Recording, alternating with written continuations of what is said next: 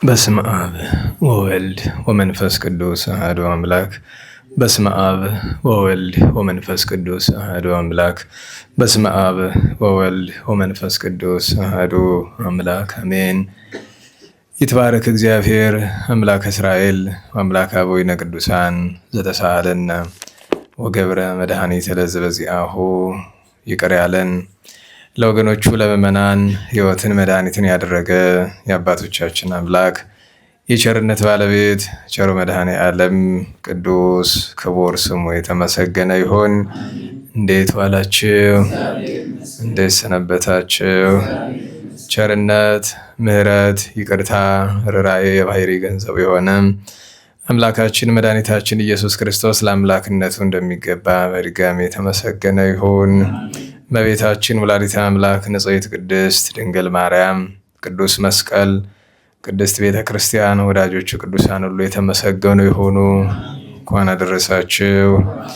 ቸር መድኃኔዓለም የቅዱስ ዳዊት ሀብቱን የቅዱሳንን ሁሉ በረከት ያሳድርብን። ስብሐት ለአብ ወወልድ ወመንፈስ ቅዱስ ለዓለም ወለዓለመ ዓለም። የቅዱስ ዳዊት መዝሙር 101 ቁጥር 1 እስከ መጨረሻው። አቤቱ ጸሎቴን ስማኝ፣ ጩኸቴም ወደ ፊትህ ይድረስ። በመከራዬ ቀን ፊትህን ከኔ አትመልስ። ጆሮህን ወደ እኔ አዘንብል፣ በጠራሁ ቀን ፈጥነ ስማኝ። ዘመኔ እንደ ጢስ አልቋልና አጥንቶቼም እንደ ሳር ደርቀዋልና። ተቀሰፍሁ ልቤም እንደ ሳር ደረቀም። እህል መብላት ተረስቶኛልና ከጩኸቴ ድምፅ የተነሳ ሥጋዬ በአጥንቶች ላይ ተጣበቀም። እንደ ሜዳ አህያ ሆንኩ፣ ሌሊት በወና ቤት እንዳለ እንደ ጉጉት ሆንኩ። ተጋሁ፣ በሰገነትም እንደሚኖር ብቸኛ ድንቢጥ ሆንኩ። ጠላቶቼ ሁልጊዜ ይሰድቡኛል፣ የሚያሳድዱኝም ተማማሉብኝ። አመድን እንደ እህል ቅሜአለሁና መጠጤንም ከእንባዬ ጋር ጠጥቻለሁና። ከቁጣ መቅሰፍት የተነሳም አንስተህ ጥለኸኛልና። ዘመኔ እንደ ጥላ አለፈ፣ እኔም እንደ ሳር ደርቄአለሁ። አንተ ግን አቤቱ ለዘላለም ትኖራለህ፣ መታሰቢያህም ለልጅ ልጅ ነው። አንተ ተነስ፣ ጽዮንንም ይቅር በላት፣ ይቅር ትላት ዘንድ ጊዜዋ ነውና ዘመኗም ደርሷልና። ባሪያዎች ድንጋዮቿን ወደዋልና መሬቷንም አክብረውታልና። አቤቱ አሕዛብ ስምህን፣ ነገሥታትም ሁሉ ክብርህን ይፍሩ። እግዚአብሔር ጽዮንን ይሠራታልና በክብሩም ይገልጣታልና። ወደ ድሆች ጸሎት ተመለከተ፣ ልመናቸውንም አልናቅም። ይህችም ለሚመጣ ትውልድ ተጻፈች፣ የሚፈጠርም ሕዝብ እግዚአብሔርን ያመሰግነዋል። ከሰማይ ሆኖ መቅደሱን ተመልክቷልና፣ እግዚአብሔር ከሰማይ ሆኖ ምድርን ጎብኝቷልና። የእስረኞቹን ጩኸት ይሰማ ዘንድ፣ የተገደሉትንም ሰዎች ልጆች ያድን ዘንድ፣ የእግዚአብሔርን ስም በጽዮን ምስጋናውንም በኢየሩሳሌም ይነግሩ ዘንድ፣ አሕዛብ በአንድነት በተሰበሰቡ ጊዜ ነገሥታትም ለእግዚአብሔር ይገዙ ዘንድ። በኃይሉ ጎዳና መለሳቸው፣ የዘመኔን ማነስ ንገረኝ። በዘመኔ እኩሌታ አትውሰደኝ፣ ዓመቶች ለልጅ ልጅ ናቸው። አቤቱ አንተ አስቀድመ ምድርን መሰረትክ፣ ሰማያትም የእጅ ሥራ ናቸው። እነርሱ ይጠፋሉ፣ አንተ ግን ትኖራለህ። ሁሉም እንደ ልብስ ያረጃል፣ እንደ መጎናጸፊያም ትለውጣቸዋለህ፣ ይለወጡማል። አንተ ግን ያው አንተ ነህ፣ ዓመትህም ከቶ አያልቅም። የባሪያዎችህም ልጆች ይኖራሉ፣ ዘራቸውም ለዘላለም ይጸናል። ስብሐት ለአብ ወወልድ ወመንፈስ ቅዱስ ለዓለም ወለዓለመ ዓለም። ቸሩ መድኃኔዓለም የዳዊት ፈጣሪ ቅዱስ ስሙ የተመሰገነ ይሁን። የትምህርታችን መነሻ ርዕስ በ8ኛው ቁጥር ላይ ያለው ዘወትር ጠላቶቼ ይሰድቡኛል የሚለውን ይጼእሉኒ ጸላኢቴ፣ ጠላቶቼ ይሰድቡኛል የሚለውን ኃይለ ቃል እንማርበታለን። ቅዱስ ዳዊት እግዚአብሔር ያደረበት መንፈስ ቅዱስ በገና መሰንቆ ያደረገው በበገና በመሰንቆ እንዲያመሰግን ብቻ ሳይሆን ሰውነቱን እንደ አውታረ በገና እንደ መሰንቆ ያደረገለት ቅዱስ ሰው ነው። በገና አውታሩ ለ10 ሕዋሳት ምሳሌ እንደሆኑ ይታወቃል። በገና ማንን ይመስላል ቢሉ ሰውን ይመስላል። በ10 አውታር 10 ሕዋሳቱን ይመስላል። ቅዱስ ዳዊት በበገና ሲደረድር እግዚአብሔር መንፈስ ቅዱስ ይቀበልለት ነበረ። ለምን ቢሉ አስቀድሞ ሕዋሳቱ እንደ በገና ስለሆኑ። በመሰንቆሳ ቢሉ መሰንቆ ይእቲ ሃይማኖት እንተለብስዋ ሰማዕት እንዳለ ቅዱስ አትናቴዎስ መሰንቆ የተባለች ሃይማኖት ናት። መሰንቆሁ ለዳዊት ሲል የዳዊት ሃይማኖቱ ሲል ነው ብለው አባቶቻችን ተርጉመዋል። አንድም መሰንቆን ለእምነት በገናን ለምግባር ሰጥተው ሊተረጉሙ ይገባል። መሰንቆ ስንት አውታር ነው ያላት? አንድ። ሃይማኖት ስንት ነው? በገና ስንት አውታር ነው ያለው? ትእዛዛት ስንት ናቸው? ስለዚህ መሰንቆን ለእምነት በገናን ለምግባር ሰጥቶ ሊናገሩ ይገባል። ዳዊትን መሰንቆ በገና ብለው ይጠሩታል። ለምን? ፍጹም እምነት ፍጹም ምግባር ያለው ቅዱስ ጻድቅ ስለሆነ ማለት ነው።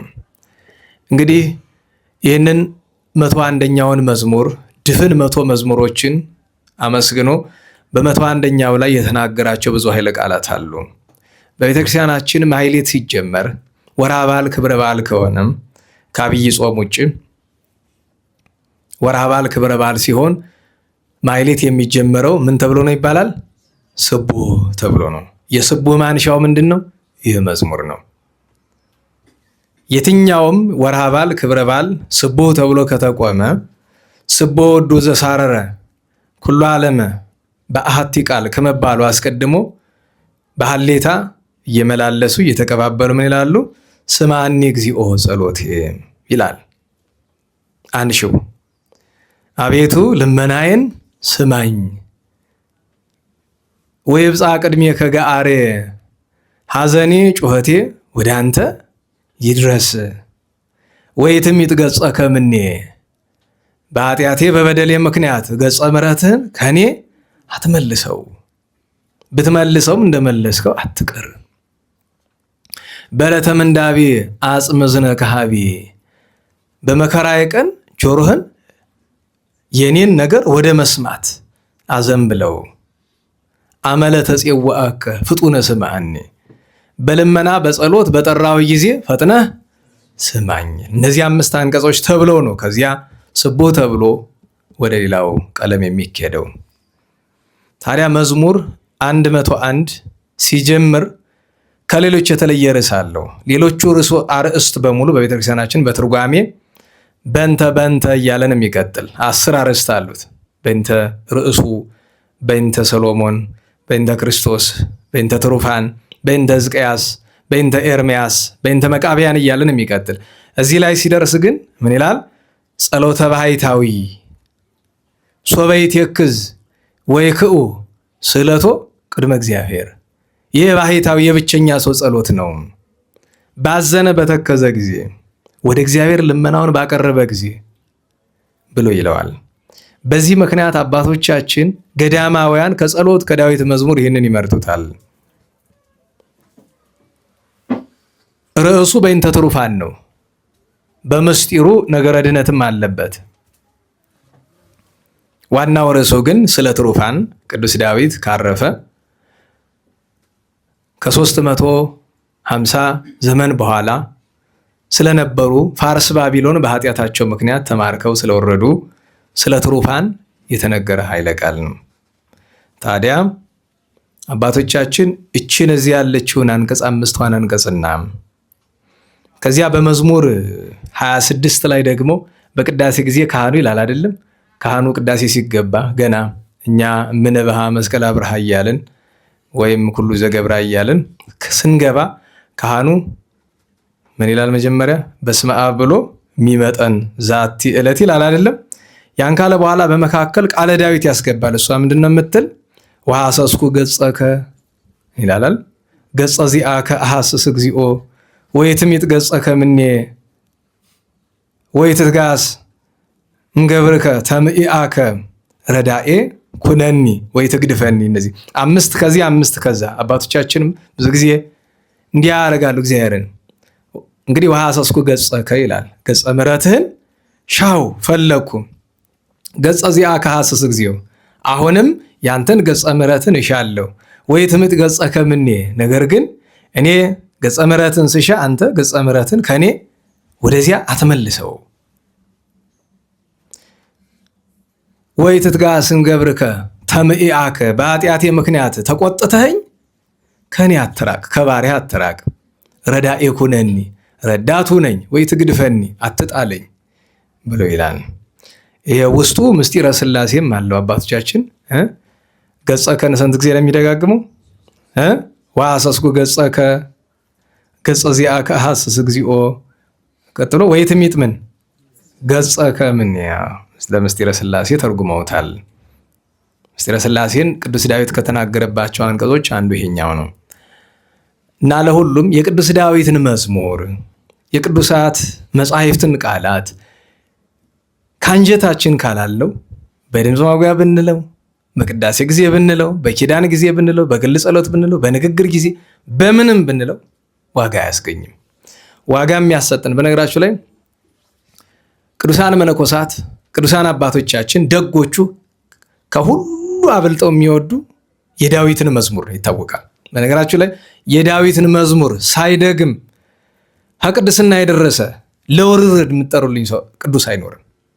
ከነቢያትም ከዳዊት በኋላ ከተነሱት ማለት ነው፣ ከሐዋርያትም ከጻድቃንም ከሰማዕታትም። እንግዲህ በከተማ ያሉ ጮዎች ምዕመናን ይኖራል አይደል? እነሱን ትታችሁ ማለት ነው። ቢያንስ አልኳችሁ ቢቀር አባቶቻችን ምን ጨዋ ቢሆን መልክዓ ፊደል መለየት ባይችል በቃሉ ያስጠኑታል። ቢያንስ አንዲት መዝሙር ያስጠኑታል። ቢያንስ አንዲት መዝሙር እና አንድ መነኮስ ከቤቱ ሲወጣም የዳዊትን መዝሙር ደግሞ ነው። ወደ ቤቱ ሲገባም የዳዊትን መዝሙር ደግሞ ነው።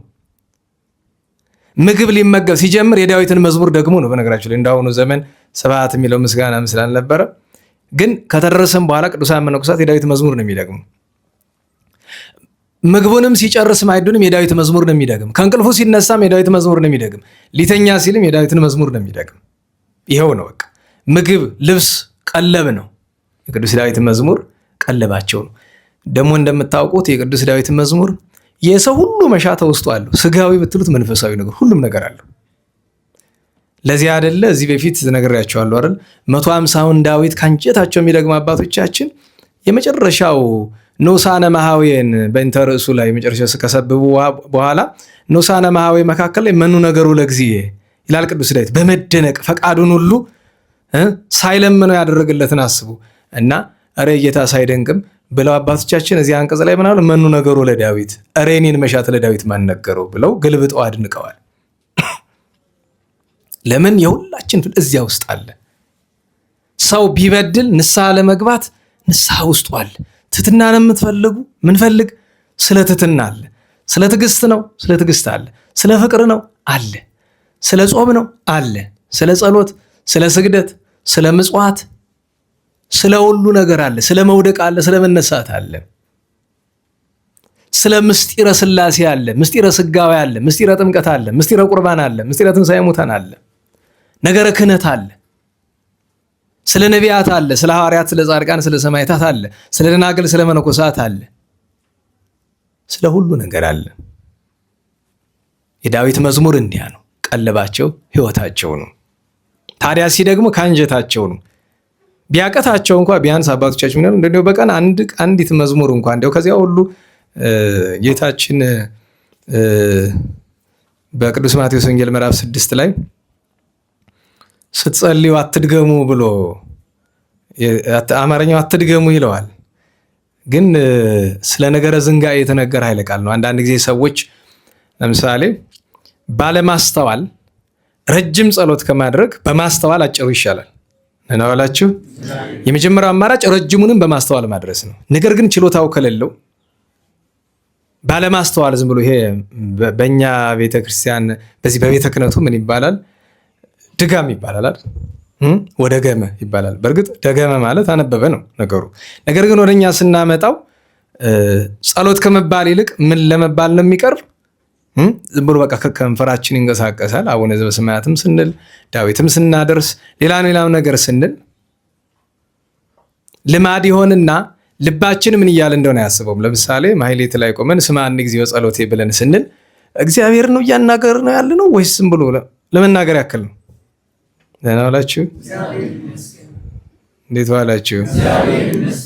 መንገድ ላይ ስታልፉ የሆነ ሰው አገኛችሁ፣ የሆነ ስለሚያውቁት ሰው አገኙ። ምንድን ነው የሚሉት? መጀመሪያ እንዴት ወልሃል ነው አይደለም? ደህንነቱ አሳስቦት ነው ይናገሩ። እንዴት ነው የምንለው? ጥሩም ቢሆን እንኳ ነገሩ ምንድን ነው? ልማድ ነው። ካለማለቱ ማለቱ ይሻላል አይደል? ካለማለቱ ማለቱ ይሻላል። ዋጋ ለማስገኘት ግን ሩቅ ነው። ለምን?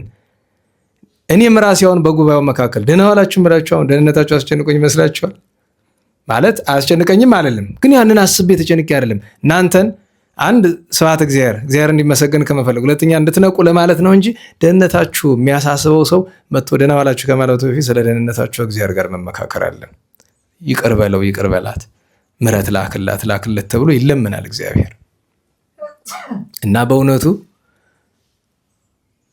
የሆነ ድምፅ ሰምታችኋል? ምን አላችሁ? ምንም። ግን ይህን ሰውዬ የምታውቁት አሁን መንገድ ላይ ደህና አድርግ ትሉታላችሁ። ሲያስነጥስ እንኳ ይማርህ ማለት እንኳ ልምዱ የለንም። እግዚአብሔር በዛው በነገራችሁ ላይ እግዚአብሔር ይሆናል ይሄን እንዲያስነጥስ ያደረገው። ሁሉም ትምህርት ነው። ለትምህርት የማይሆን ነገር የለም እኮ።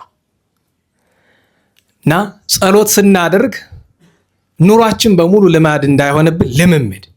ለምሳሌ እችን ተማርን አይደል? በሚቀጥለው ቀን ወይ ዛሬም ቢሆን ሰውን ስናገኘው ላያስጨንቀን ይችላል። ማለት የሆነ ሰው አገኝተን ትዝ አለን ይሄ ነገር እንደዚህ ተምረናል ዛሬ እና ለዚህ ሰው ስጨነቅ ስላላሉ አሁንም ደህንነቱ ስላላሳሰበኝ ዝም ብዬ ልለፋው አይባልም። ግን ሰላምታውን ስንሰጠው አይምሯችን ሊወቅስን ይገባል። አሁን ይህን ሰላምታውን ስሰጠው እንዴት ዋልክ ብዬ ስለው ደህንነቱ አሳስቦኝ መሆን ነበረበት አይደል? እንደ ሐቁ ከሆነ እሱ እንድንለማመድ መዝሙር ላይም ወይም የትኛውም የጸሎት ጸዋትው ላይ ቃንን በቅዳሴ ሆነ እንዲያቆና ተንሱ ለጸሎት ስንል አስቡት። ትእዛዝ ነው አይደለም? ምዕመናን እንዲነሱ ፈልገን እኮ አይደለም፣ ስለለመደ ነው። ከዚህ ቀጥሎ ይሄ ይባላል አይደል? ይበል ይዲ ስለሚል ብቻ ነው። ይበል ዲያቆን ስለሚል እግዚኦ ተሳለነ ትላላችሁ አይደለም? ይበሉ ህዝብ ስለሚል ልማድ እና ከዚህ ለመላቀቅ መድኃኒቱ ምንድነው? ልምምድ። በጥቂቷ ታዲያ ጠላት ክፉ ነው። እንደዚያች አይነት ነገር ለምሳሌ አሁን ጠዋት ትነሱና የቅዱስ ዳዊትን መዝሙር ትጀምራላችሁ። ስብሐት ለአብ ወወልድ ወመንፈስ ቅዱስ ብላችሁ ዛሬ በማስተዋል ነው ማነብ ትላለች። የመጀመሪያው መዝሙር እሺ ብላችሁ ትሏት ይሆናል። ከዛ በመካከል በምን ምክንያት እንዴት መቼ እንደሆነ አታውቁትም። የሆነ አንቀጽ ላይ ነው ትዝ የሚላችሁ። እንደዚህ ሲሆን አባቶቻችን ምን ያደርጋሉ? በጣም እንዲያው ስራ የሚያስቸክሉ ምናምን ሰው ካልሆነ በቀር ወደኋላ ይመልሳሉ። ምክንያቱም በተለይ ስራዬ ብላችሁ ዛሬ በማስተዋል ነው የምደግም ብላችሁ ቃል በቃል ከልባችሁ ለመድገም ስትሞክሩ እልም ካደረገባችሁ ግልጽ የሆነ ጦርነት ፊት ለፊታችሁ ላይ እንዳለ ግልጽ ነው። በቃ የዱላ አይደለም የጥይት የምን አይደለም፣ ግን ጠላት ምን እንደሚያደርግ እዛው ላይ እያያችሁት ነው። እና በቤተ ክህነት ያሉ አንዳንድ አባቶቻችን የቀድሞች ደጎች ምን ያደርጋሉ? መጀመሪያ ይደግማሉ። እምቢ ብሎ ልባቸውን አዘንግቶት አልፎ የሆነ ቦታ ላይ ትዝ ይላቸዋል። ሁለተኛ ይመለሳሉ። አሁንም ያዘነጋቸዋል። እምቢ ሲላቸው በሶስተኛው በዜማ ይሄዱበታል። ሁሉ ነገር መቼም ከጥቂት ነገሮች በቀር አብዛኛው ነገር ዜማ አለው። በእኛ ቤት የዳዊት መዝሙርም ዜማ አለው ታውቃላችሁ። 150 በሙሉ አለው። እና ዜማው ምንድን ነው የሚረዳ? በእርግጥ ዜማም የሚጠቅመውን ያክል የራሱ ጉዳት አለው። ልብ ያዘነጋል። ምክንያቱም ወደ ዜማው ጣዕም ሲሄድ ብዙ ጊዜ ዘሩ ይረሳል። ብቻ ግን ይታገሉታል። ማወቅ ያለባችሁ ነገር ስትሞክሩ ማን ያያል? ረድኤት ይልካል፣ እርዳታ ያመጣል። ጥረት እያደረግ ፍላጎት ጥረት። ከዚያ በኋላ ስኬት የማን ገንዘብ ነው? የእግዚአብሔር ነው፣ የእኛ ገንዘብ አይደለም። ስኬትን የሚሰጥ እግዚአብሔር። ከእኛ የሚጠበቀው ፍላጎትና ጥረት ነው። እና ይህንን መግቢያ ትለዋለህ። እንግዲህ እግዚአብሔር የቅዱስ ዳዊትን በረከት ያሳድርብን። ኃይለ ቃሉ ስለ ጠላቶች ይሰድቡኛል፣ ይጼሉኒ ጸላእቴ። መጀመሪያ ጠላት ምንድን ነው? ቀጥሎ ደግሞ ስድብ ምንድን ነው? አሁን ስለ ጠላትና ስለ ስድብ ማስተማር ያስፈልጋሉ? አዎ ማስተማር ያስፈልጋል። ስለ ጠላት የምንማረው እኛ ሰዎችን ጠላት ለማድረግ ሳይሆን እኛ ጠላት የምንለው ዲያብሎስን ስለሆነ አንድ ሰው እኛን ሊጣላን ሊጣላን ከመጣ ሰይጣን ስላደረበት መጠንቀቁ ይበጃል። አንድም ጠላትነቱ ለቤተ ክርስቲያን ለሀገር ከሆነ ደግሞ እንጣለዋለን። አንጠላውም ግን እንጣላለን። እቺን ነገር እንዳትረሱ። ደህና ዋላችሁ። አፄ ምኒልክ አድዋ ላይ ጣሊያንን የተዋጉ ጠልተዋቸው ነው አይደለም። ተጣሏቸው እንጂ አልጠሏቸውም። ቢጠሏቸው ኖሮ ሲማርኳቸው ይገሏቸው ነበር። ጥላቻ አይደለም። አገር ሊያጠፉ ስለመጡ ታገሏቸው፣ አሸነፏቸው። ከዚያ በኋላ ግን ምርኮኞቻቸውን በስርዓት ያዙ። ጠላት ምንድን ነው? ጸላኢ ሲል ምንድን ነው? ጠላት የሚለው ቃሉ በራሱ እንግዲህ ጸላኢ ሲባል የሚጠላ ማለት ነው። የሚጠላ ማለት በሌላ አነጋገር የማይወድ ማለት ነው። ግን ደረጃው የተለያየ ነው። አለመውደድ ትንሽ ቀለል ይላል። እሱም ክፉ ነው። እናውላችሁ እሱም ክፉ ነው። አለመውደድ፣ ሰውን አለመውደድ፣ የሆነን ነገር አለመውደድ ከባድ ነው።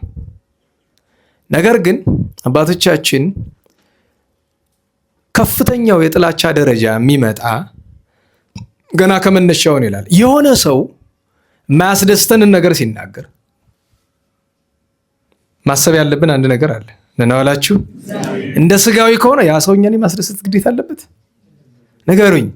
የለበትም። አንደኛ ነገር። ሁለተኛ ነገር እኛ እሱ እንዲያስደስተን መብት አለን?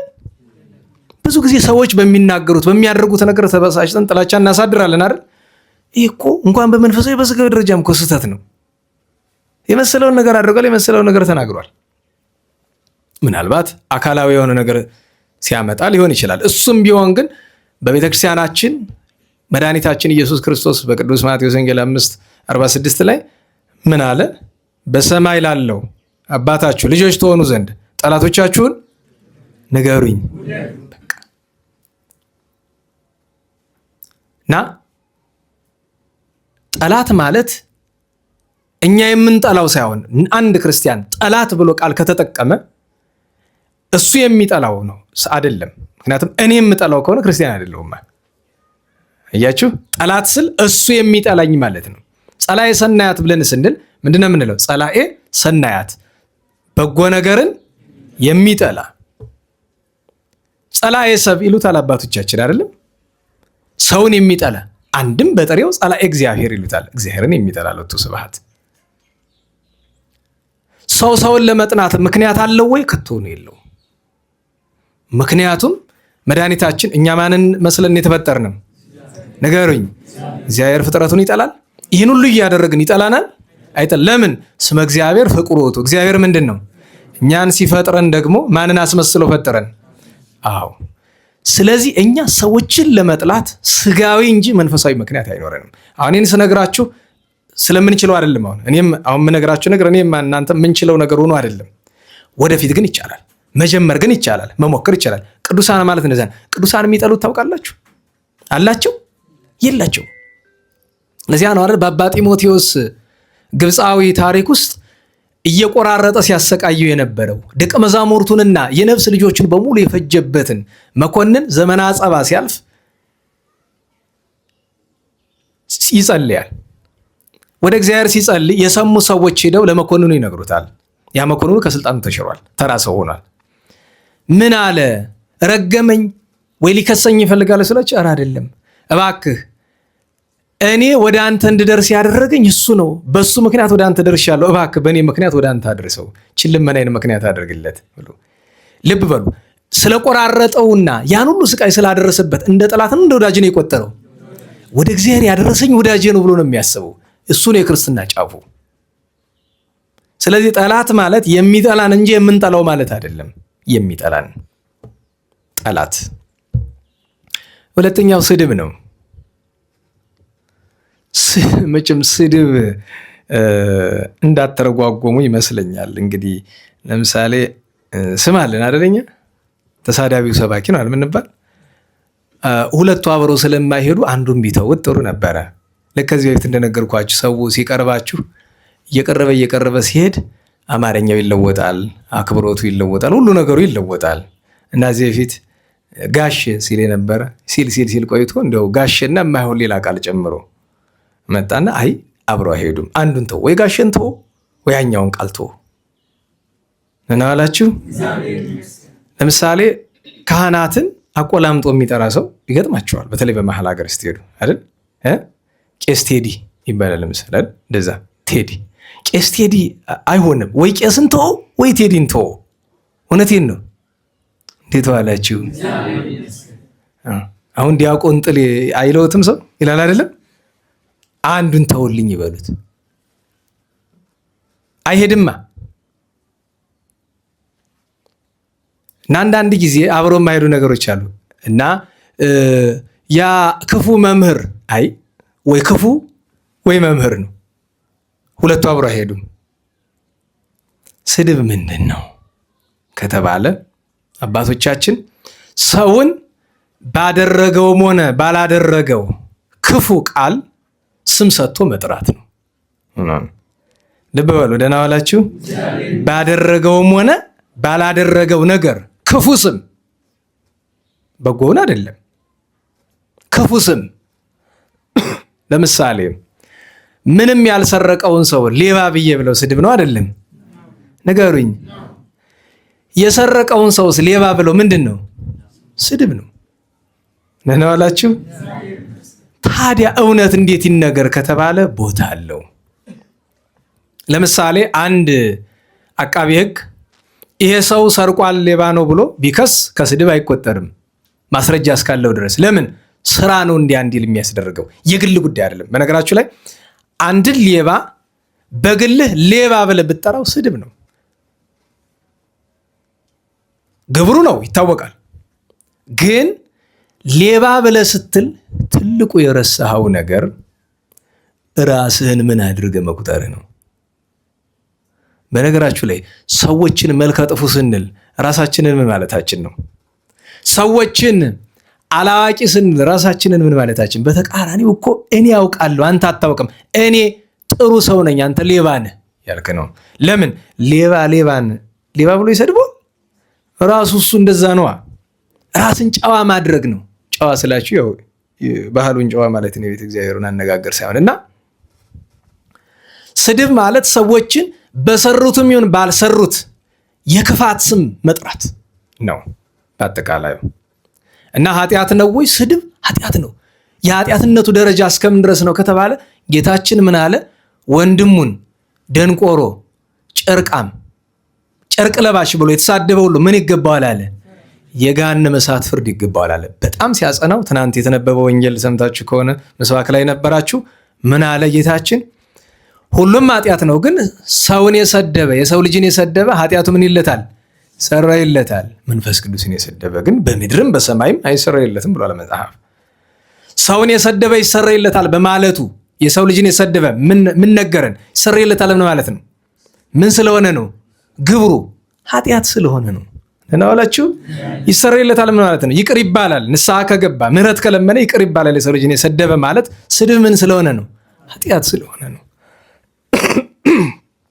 እና ስድብ ክፉ ነገር ነው። ዛሬ መቼም ጌጥ አድርገን የለበስነው እሱ ነው። በተለይ ኢንተርኔት ላይ በስመአብ ከስድብ አልፈው በነገራችሁ ላይ እንደ ቤተክርስቲያን አገልጋይ የሚባለው ሰንበት ተማሪም አንዳንዱ ሰባኪ ዘማሪ የሚባለውም ሰው በሰው አቃቂር ለማውጣት ፎቶአችሁን ሾፕ አድርገው ምናምን ይገርመኛል። በብዙ ሰው ላይ ይቀለዳል። አሁን አስባችሁታል? ለምሳሌ ባለፈው የእንታን ሊቀ ሊቃውንትን የጥምቀት ጊዜ አንዳንድ እንግዶችን መሀል ሀገር ተቀበሉ። በደንብ ነው ያስተናገዱ። ነገሩ ቅር አሰኝት ሆናል ወይ እንግዲህ እሱ እንደየልባችን ይወሰናል። ግን ኢንተርኔት ላይ አንዳንዶቹ ወጥተው አንደኛ ከአንቱ የእንታን ያክል ሰው አስቡት፣ ከአንቱ ወደ አንተ ወርደው ከዛ ደግሞ ካድሬ አስባችሁታል? ሰው ለሰው ስም ከማውጣቱ በፊት በመጀመሪያ ደረጃ ልክ አለው። ባለፉት አስታውሱ ከሆነ እኔ የልደታው መምህር በተናገሩት የስተት ትምህርት ላይ አንዳንድ ነገር ተነጋግረን ነበራል። ሰው ወጥቶ ስድብ በነገራችሁ ላይ አንድ በጣም ተማረ የሚባል ሰው ወጥቶ መማር እንደሳቸው ከሆነ ቢቀር ይሻላል። በነገራችሁ ላይ ምን ሲያደርስ አደረሰው ለስህተታቸው መልስ መስጠቱ አይበቃም? ነናዋላችሁ ይበቃል እኮ። ምክንያቱም እሱ የ10 ጊዜ ሩባቸውን አያክልም። አቅሙ አይደለም ዋይ እንዳቅምሻል የሚላል ቀንጥሏቸዋል። በጣም ተሳስተዋል። ትምህርቱ ስህተት ነው። ነገር ግን አያውቃቸውም። አንዱ ደግሞ የ40 ዓመት ትምህርት እንዲህ ለመሳሳት ነው ምናምን እንደዚህ አይነት ነገር አስቦት ምንድነው የሚባል አልቦ ሰብ ዘያብስ ይባላል። ሰው ሆኖ የማይበድል የማይወድቅ የለም። ባጠፉ ጊዜ መንቀፉንማ ሰው አንመርጥም እኮ። ለምን? ሃይማኖት ነው። ሰው ከሃይማኖት በታች ነው። ሃይማኖት ማለት ማን ነው? ሃይማኖት ማን ነው? እግዚአብሔር እኮ ነው። ቤተክርስቲያን ሁላችንም ከቤተክርስቲያን በታች ነን። ነገር ግን የሰውን ሰብዕና በመንካት በማዋረድ ሊሆን አይችልም። አንዳንድ ጊዜ በብስጭት ሊወጣ ይችላል። ሁላችንም ሊያመልጠን ይችላል አይደል?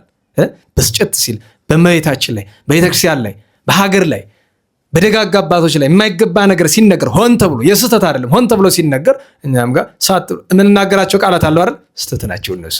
እዚህ በፊት ነግሬያቸዋለሁ። ስብከት ላይ እንኳ ቢሆን ለተግሳጽ የምንጠቀምባቸውን ቃላት ታውቃላችሁ። እዚህ እንደወረድን የመጀመሪያ ስራ ስርየት ማውረድ ነው። ሄዱ ምሕረት መለመን ነው የመጀመሪያ ስራ። አየህ፣ ስብከት ላይ ስለተናገርከው ለሰባኪው ጽድቁ ነው የሚቆጠርለት እንዳይመስል። ነገር ግን በስድብና በተግሳጽ መካከል ደግሞ እንለይ። ደህና ዋላችሁ። በስድብና በተግሳጽ መካከል መለየት ያስፈልጋል። ሰው 99% ስድብ የሚለው ምኑን ነው? ተግሳጽ ነው። በነገራችሁ ላይ ደንቆሮ የሚል ቃል አለ አይደለም? ደንቆሮ የሚለው ቃል ተግሳጽ የሚሆንበት ስፍራ አለ። በአብዛኛው ግን ስድብ ነው።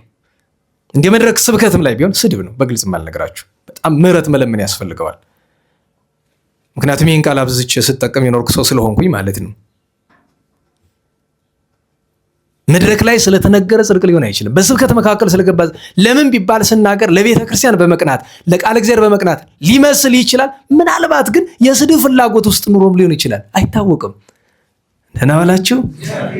የተናገረው መንፈስ ቅዱስ ነው ወይስ ደማዊ ጭንቅላቴ ነው የሚለውን እኮ መመርመር ያስፈልጋል። በነገራችሁ ላይ መንፈስ ቅዱስ ፍጹም ያደረባቸው ቅዱሳን ለምሳሌ ቅዱስ ጳውሎስ እንራቀቃለን ሲሉ በሮሜ 1 ላይ ደነቆሩ ይላል አይደል? ወሶ ፈቀዱ ይጥብቡ አብዱ ይላል አይደለም? ደንቆረው ተገኙ ይላል። ጌታችንም በማቴዎስ ወንጌል በቅዱስ ማቴዎስ ወንጌል በምዕራፍ 23 ላይ እናንተ ደንቆሮች ብሎ ፈሪሳውያንን ተናግረዋል አይደለም? አያስነቅፍም። ለምን? ጌታም ጌታ ነው፣ ባለቤቱ ነው፣ እግዚአብሔር ነው። ቅዱስ ጳውሎስም አንደበቱ የመንፈስ ቅዱስ ሰረገላ ነው፣ አውታር ነው። ከአንደበቱ የሚወጣ የመንፈስ ቅዱስ ቃል ነው፣ ተግሳጽ እንጂ ከተሆኑ ስድብ። እኛ ስንናገረው ግን በጣም ጥንቃቄ ይፈልጋል። እኛ ስላችሁ መድረክ ላይ ቆምነው ነው። እናንተ ግን ሁላችሁም ብትናገሩት፣ እኔም ከዚህ መድረክ ከወረድኩ በኋላ ብናገሩ 100% እዚህ ያለ ወንድሙን ደንቆሮ ጨርቃሚ ያለ ምን ያስፈልገዋል አለ? የገሃነም ፍርድ ይፈልጋል፣ ይገባዋል። ስድብ ከቶኑ ጸያፍ ነው። አባቶቻችን ስድብ ጸያፍ የሆነበት መሰረታዊ ምክንያት ምንድን ነው ቢሉ፣ ክርስቲያንም ብትሰድበው ክርስቲያን የሆነ ከአብራ ከመንፈስ ቅዱስ ተወልዶ ነው አይደለም? መንፈስ ቅዱስን የሰደበ ለዚህ ይመጣብሃል። አንድን ክርስቲያን ስትሰድበው ሎቱ ስብሐት መንፈስ ቅዱስን ከሰደብክ ነው የሚቆጠርብህ። ክርስቲያን ያልሆነውን ብትሰድበው እስላም ይሁን ጴንጤ ይሁን ምንም ይሁን እምነቱ በማን አርአያን የተፈጠረ አርአያው ነውና የእግዚአብሔር ባለቤቱን ከመስደብ ይቆጠርብሃል። ታዲያ ሰዎችን በጥፋታቸው ምን እናደርጋቸው? ሰው ሲያጠፉ ከተባለ በሚገባው ቋንቋ መነጋገር፣ ስድብ በማይሆን ቋንቋ፣ ቀስ ብሎ በለሰለሰ በፍቅር ቋንቋ፣ ከዚያ ከፍ ባለ በተግሳጽ ቋንቋም ቢሆን መነጋገር፣ ከዚያ በላይ ትርፍ አለመሄድ። በዚህ ዘመን ግን ስድብ ጌጻቸው። ለምሳሌ ቤተክርስቲያን ላይ አንዲት የሆነች ዘፋኝ የነበረች ኋላ ደግሞ ድራማ ምናምን የምትሰራ የነበረች ሰሞኑን ፌስቡክ ላይ በሌላም ማህበራዊ ሚዲያ የምትመላለስ አለች። ያለ ማን መድኃኒ ነው እንደዛ የሚሏት እሷ አለች። ለምሳሌ የተናገረችው ነገር ስህተት ነው ይታወቃል። ስህተቱን እንደማስረዳት አብዛኛው ሰው ፎቶዋን ይዘቀዝቀዋል። ይሄ እኮ ክርስቲያናዊነት አይደለም፣ ኢትዮጵያዊነት አይደለም እኮ ይሄ። ሴትዮዋ ትልቅ ስህተት ነው የሰራችው። በእምነትም ታውቋታላችሁ፣ መናፍቅ ናት። በፖለቲካውም ጊዜ ሰጠኝ የምትል ሰው ናት፣ ይታወቃል በቃ። ነገር ግን ፎቶዋን መዘቅዘቅ ለማን ነው የሚጠቅም? እሷን ነው የሚጠቅማት? ዘቅዛቂውን ይጠቅመዋል? ቤተክርስቲያንን፣ ሀገርን? ይህ እኮ አስፈላጊ ነገር ለተናገረችው ነገር ለስህተቱ መልስ መስጠት ነው። እሱ ብቻ አይደለም። በነገራችን ላይ በጣም በሚያጸይፍ መንገድ ስሟን የእሷን ስም ለማበላሸት አንድ ክርስቲያን ASS አድርጎ ቴናር አድርጎ ይጻፋል። ልብ በሉ፣ እያበላሽ ያለ በመጽሐፍ ቅዱስ ያለች የዚያችን ቅድስት ስም ነው። ይህ እንኳን የማይገባው ሰው ነው። ታዲያ አሁን ምንድነው የሚባል አንድ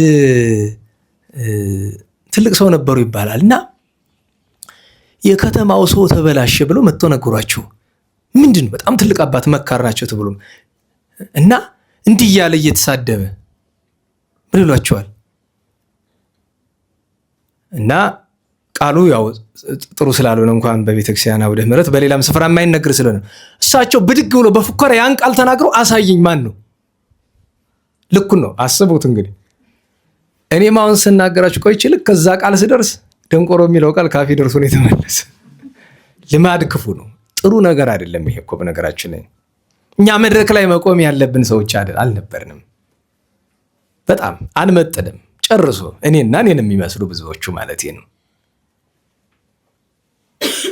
እና ይህን ሲሰማ አንዳንዱ እንደማትወርድ ይለኝ እወርዳለሁ እና ተቀበለኝ ወንድሜ እሳት ነው እንጂ ሌላ ምን አትርፎልኝ ይመስላል እዚህ እና ፈቃድ እግዚአብሔር ለማያውቅ ሰው አይገባውምስ እንጂ ሞክረናል ብዙ ለመተው። እንዴት ዋላችሁ? እና እንደዚህ በስሟ ላይ መቀለድ፣ በዘር ሐረጓ ላይ መቀለድ፣ በሆነ ነገሯ ላይ በሌሎችም ላይ እንደዛ ምን ያደርግልናል? አሁንም ሰሞኑን ይሄ ምክክር ምናምን ተብሎ የሚደረግ ነገር አለ አይደል? ምንም ማለት አልፈልግም። እኔ ድሮ ብዬ እነሱ ከጠሉኝ ይልቅኛው ሰው ይጠላኝ ስለበዛ ትቼዋለሁ። የፈቀደ ሆነ ያድርጉ። የሀገሪቱ ስም ይቀይሩት ከፈለ ሱዳን ይበሏት። እንግዲህ እኔ ምን አደርጋለሁ? ድሮ የሁሉ ሳይመጣ ተናገርን ነበር። የዘመን አቆጣጠሩ እንደዚህ ሆነ፣ እንደዚህ ሆነ። እስቲ እንግዲህ የሚያደርጉት እናያለን። እነዚህ ሰዎችን ለመቃወም ፎቶቸውን መዘቅዘቅ አይደለም ቁም ነገሩ። በሚገባው ቋንቋ በአስፈላጊው ማስረጃ መሞገት ነው።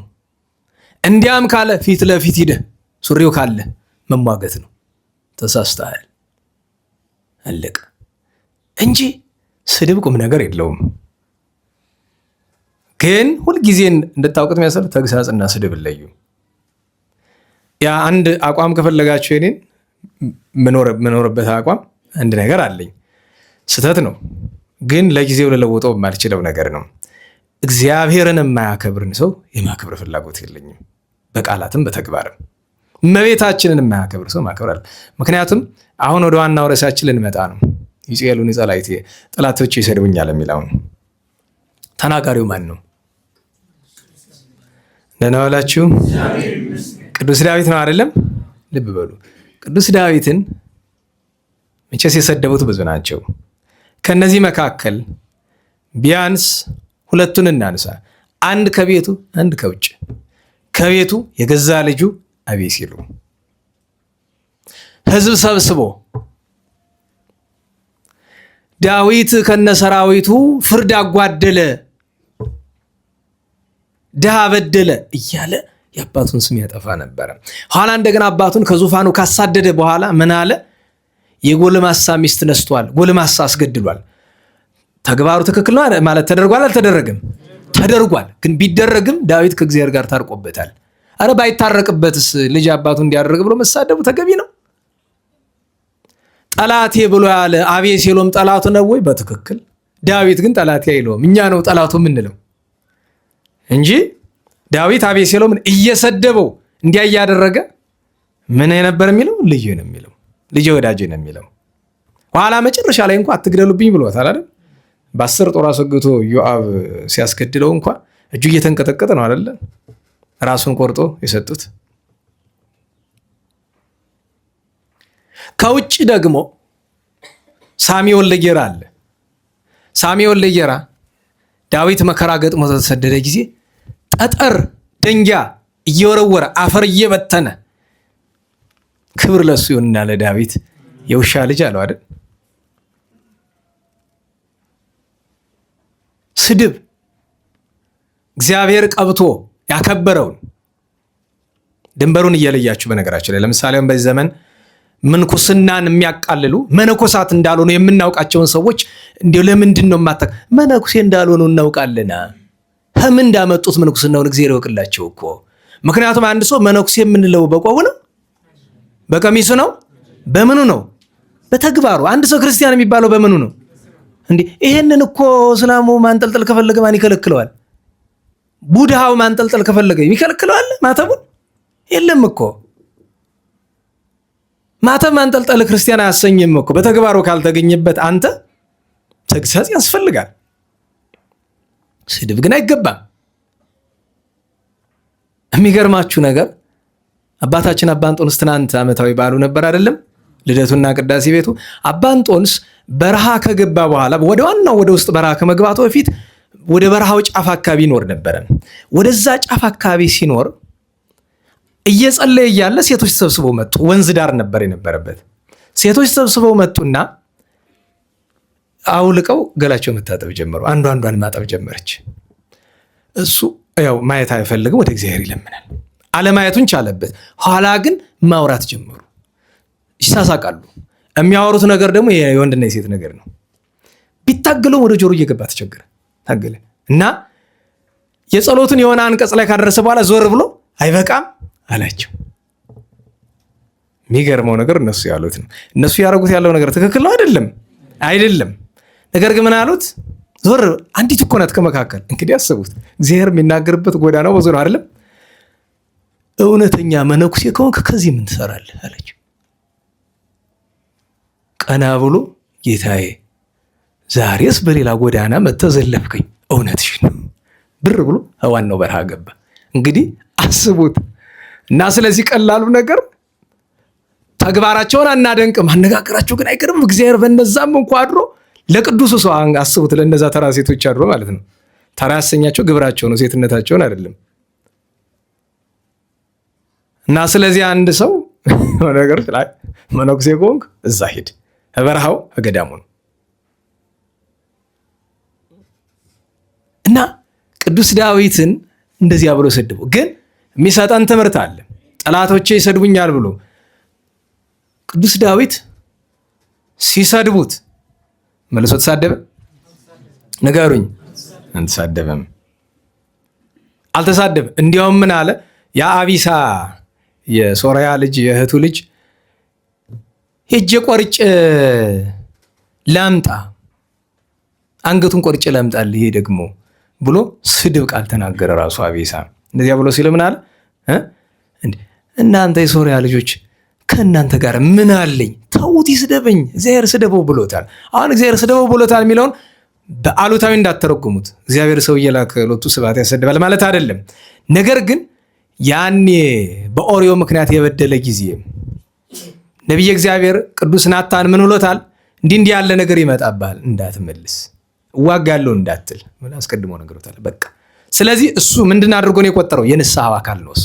ገብቷቸዋል። እግዚአብሔር ስደበው ብሎታል ብሎ ማለት ለእኔ መሰደቡ ይገባኛል ነው እንጂ እግዚአብሔር እኔን ያሰድበኛል ማለቱ አይደለም። መሰደቡ ይገባኛል፣ ግድ የለም። እልፍ እንበልና ትሩፋን እንመልከታቸው። ዋና የተነገረልን እነሱ ስለሆነ ትሩፋን ትልቁ የተቸገሩበት በዘመኑ 70 ዘመን ባቢሎናውያን ሰድቧቸዋል። መገለጫው ምንድነው ታውቃላችሁ? በዳዊት መዝሙር ደጋግሞ የሚነሳ አንድ ቃል አለ። ከመይበሉን አሕዛብ ምን ላለ አይቴውቱ አምላኮም ይላል አይደል? ከነሱ አልፈው አምላካችሁ የት ነው? ይሄው እንዲህ እኛ ባሪያ አድርገን ስንገዛችሁ ያልደረሰላችሁ ምን አምላክ ነው እያሉ ለዚህ አነ በእንተ አብይ ስምከ ዘተሰመየ በላዕሌነ ይላል አይደል? ሀብ ስብሐተ ለስምከ የሚለው እሱ ነው። እንዲያው ለእኛ ሳይሆን ለስምህ ገናናነት ከእኛ ጋር አብሮ ያንተ ስም እየተሰደበ አይችልም ሎቱ ስብሐት እየተባልክ በሕዝቅያስ ታሪክም ውስጥ ሰናክሬምን ጎትቶ ያመጣው እግዚአብሔር ነው። በነገራችሁ ላይ ወደ ይሁዳ ወደ ለኪሶ ለምን ችግር ነበረ፣ ህዝቡ በድሎ ነበረ፣ ሊቀጣቸው ነበር ያመጣ። እስከ መቼ ድረስ ይላል ትርጓሜ ላይ ሰናክሬም ማንን እስኪሳደብ ድረስ እግዚአብሔር ላይ ስድብ ቃል ሕዝቅያስና እግዚአብሔር ላይ ሎቱ ስብሐት ስድብ ቃል እስከሚናገር ድረስ ያን ጊዜ ተለየው። ሚካኤል ልኮ መርቶ ያመጣው ሚካኤል እምሽክ አድርጎ አፈር አደረጋቸው እዛ በለኪሶ። ታዲያ ስድብ ብቻ አይደለም። እዚህ መዝሙር ላይ ስትመለከቱ ስምዐኒ ላይ አንዳንድ ኃይለ ቃላት አሉ የሚናገራቸው። አሁን ወኮንኩ ከመጉጋ የሚለው ይሄ እኮ ጥሩ ነው። ይህ ራሱን ስድብ ከመጉጋ ያለው ነው ትርጓሜ። እንደ ጉጉት እንደምን ብሎ የተረጉምና አንድ አንቀጽ ላይ እንደ ቁንጫ ይላልና፣ ቁንጫ ታውቃላችሁ? አታውቁም? የእውነት አይ ማታውቁ ካላችሁ እዚች መቃብር ቤት አካባቢ አንድ ቤት ቀን ደሩ እና ታዲያ ትርጓሜ ይላል እሷ አተኛ ሰውን አታስተኛ ብሎታል። እውነት ነው። ሌላው ተባይ ቀስ አድርጎ ስለሆነ የሚበላ ቢያንስ እንቅልፍ ያስተኛል። የእሷ ችግሩ እንቅልፍ አታስተኛም። በዚያ ላይ ደግሞ ሊይዟ ሲል አቤት ፍጥነት! እንደዚህ ደግሞ እኮ ለመያዝ ብቻ ሙከራ ስለምታደርጉ ብቻ ማረፍ የለም እስከምትደበቅ ድረስ እኔ ይገርመኛል። እንደሱ ሆንኩ ይላል። እንደ ጉጉት ለስለ ጉጉት አይቶ የሚያውቅ እስኪ እቺን ርግባን አይደለም ጉጉት ታውቃላችሁ? አይኗ ትልልቅ ክብ ቀን በጨራሽ የማትወጣ ሌሊት ብቻ የምትወጣ እዚህ ቤተክርስቲያን ሞልቷል አለ። በጣም ከመሸ ከወጣችሁ ታያታላችሁ። እዚህ የታልነገርኳችሁም ስትጮህ በባህል ከሚቀጥለው ቀን ያው ሞታለ ይባላልና ያስጨንቃል። ግን እንደ መልኬ እንዳይሆን እንፈራዋለን በእውነቱ። እንደዚያ ሆንኩ ይልና ከዚያ ደግሞ እስመ ሐመደ ከመ እክል ቀማይኩ ይላል። አመድን እንደ እህል ቃምሁት ብሏል። ይህንን አባቶቻችን በብዙ ተርጉመውታል። ግን ምን አለ ግዳይ ሲያቀርቧቸው ሄዶ ወስደው ድፍት ሲያደርጋቸው ይህ በዚህ በምላሱ ባፉ ቅሞት ይነሳል። እስመ ሐመደ ያለው እንደዚያ ግዳይ ሲጥሏቸው እሱ ብቻ አይደለም። እንዲያውም ባቢሎናውያን እስራኤልን ይዘዋቸው ሲሄዱ ብዙ ስድብ ይሰድቧቸዋል። እና አንደኛው ፈፋ ይባላል። ይሄ መሸጋገሪያ ውሃ ያለበት መጠነኛ ውሃ ያለበት ማለት ነው። እና የባቢሎን ሰራዊትና ባቢሎናውያን አሉ እና እስራኤልን ያመጡና ድንኒ ወነተአዶ ብኪ ተጎንበሽ እንሻገርብሽ ብሎ ትንሽ ከሆነ በጀርባው ተሸክሞ እንዲያሻገረው ካልሆነ እዚያ አዘቅቱ ጭቃው ላይ አጋድሞት በሱ ላይ እንደ ድልድይ ረግጦት ይሸጋገርበታል። ከእግዚአብሔር ጋር መጣላት ከባድ ነው። ከሁሉ ግን ገብሮ ገዶ ወለቱ አመቱ ተብሎ ስድብ አለ አይደለም? አስቡት። የእስራኤል ንጉስ በሀገሩ ንጉስ የነበረው ሴዴቅያስ ምን ያደርግ ነበር? አይኑ ጠፍቶ በኋላ ነናዋላችሁ ታሪካት ነው እንጂ ከተማረከ በኋላ የእስራኤል ንጉስ ከዛ በኋላ ንጉስ ነው? ንገሩኝ። እንደ የተከበረ ሰው ነው? ምንድን ነው? ባሪያ። አስባችሁታል? ካህኑ ምንድን ነው? ባሪያ። እንኳን እነዚያ ክፉዎቹ ደጋጉ 3 ደቂቅ በኋላ እግዚአብሔር እስከሚያከብራቸው እነ ቅዱስ ዳንኤል መጀመሪያ እንደሄዱ እንደምንድን ነው የተቆጠሩ? እንደ ባሪያ በሌላው ህዝብ ኃጢአት አብረው እነሱ ሰድቧቸው ነበረም። በነገራችሁ ላይ በእስራኤል ታሪክ ውስጥ ይሄ አንታይሴሜቲክ ወይም አንቲሴሜቲክ የሚባለውን በዚህ ባለፉት 100-200 ዓመታት በቃ በየሚዲያው የምታዩት ነገር የሚዲያ የምትከታተሉ ሰዎች ታያላችሁ አይደል? የሆነ ነገር ለእስራኤላውያን ላይ የሆነች አስተያየት ከሰጣችሁ ይሄ አንታይሴሜቲዝም ነው እኮ ሰማያንን መጥላት ነው ይላሉ። በእውነቱ ነገሩ ፖለቲሳይዝ አድርገውታል። በታሪክ ግን ይጠላሉ ወይ? አዎ። ለምን? በክፋታቸው ምክንያት። ግን መጠላት ነበረባቸው? አይ እኛ ክርስቲያኖች ልንጠላቸው አይገባም። ስለምን? ሰው ስለሆኑ። ግብራቸው ግን አሁንም የሚያደርጉት ስራ እንዲጠሉ የሚያደርግ ነው። በነገራችሁ ላይ ደህና ዋላችሁ። ዓለም የሚጠፋበት ምክንያት እንግዲህ እነሱ እንደሆኑ ታውቃላችሁ። መጽሐፍም የሚለውን የመጨረሻው ዘመን እንግዲህ የጥፋት ምንጭ እነሱ ነው የሚሆኑት።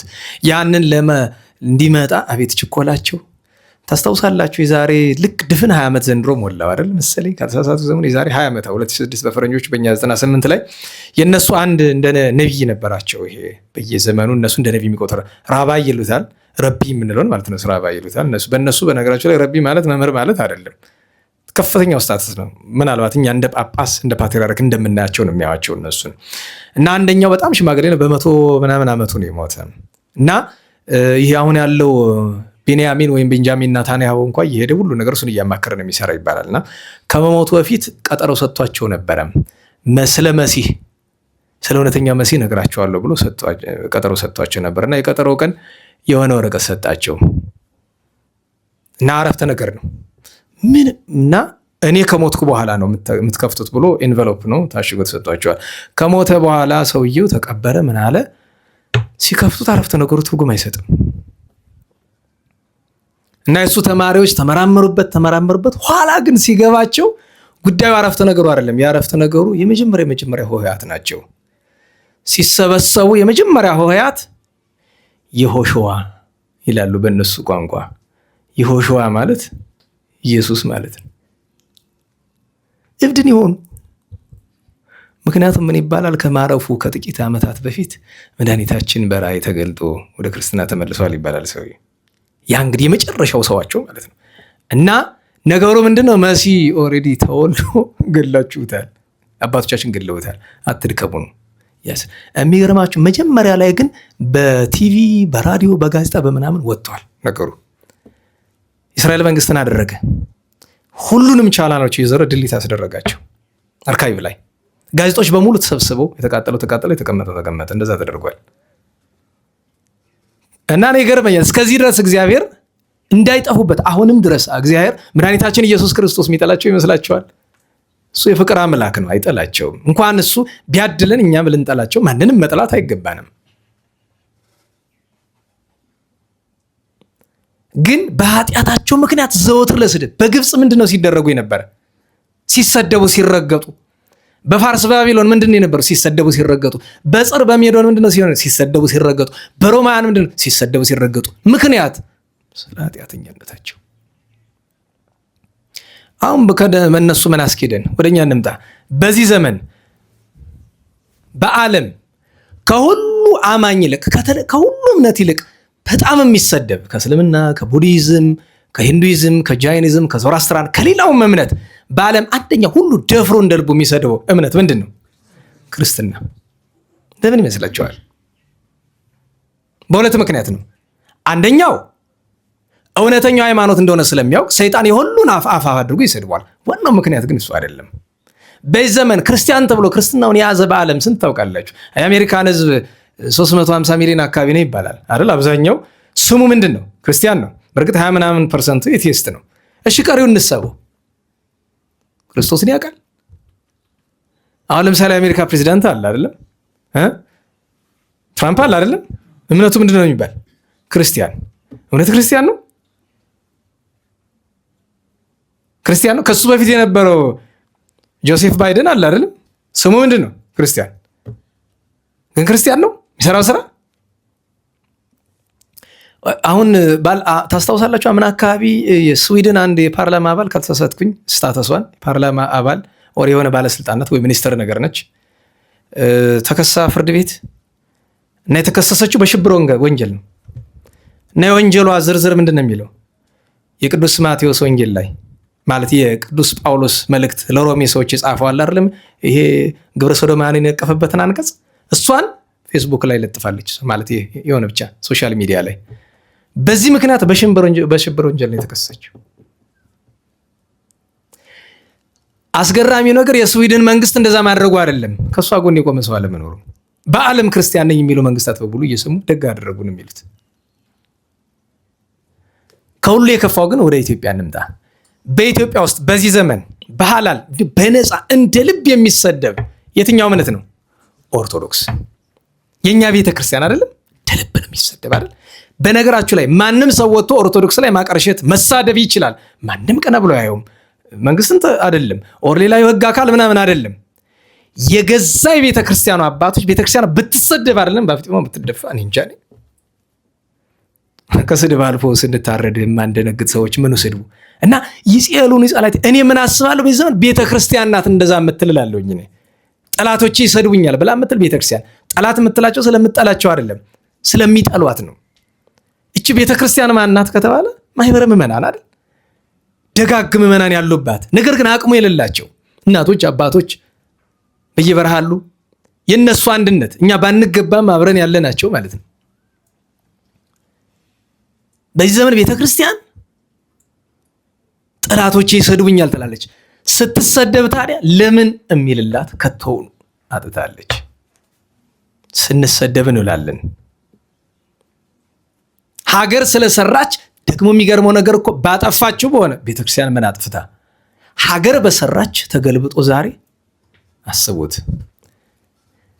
ሆሄያትን አዘጋጅታ ፊደል ቀርጻ ገበታ አዘጋጅታ እንኩ ባለች የለም አንፈልገው እንዲህ አድርጋ የጉዳች አሃዳዊ።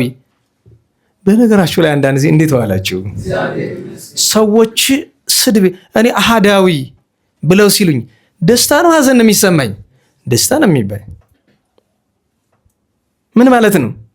አንድነት አይደል እንዴ? አዎ አንድነትን ነው የምወደው እኔ። አህዳዊነትን አንድነትን ነው የምወደው እኔ። ከማንም ጋር ተለያይቼ መኖር አልወድም።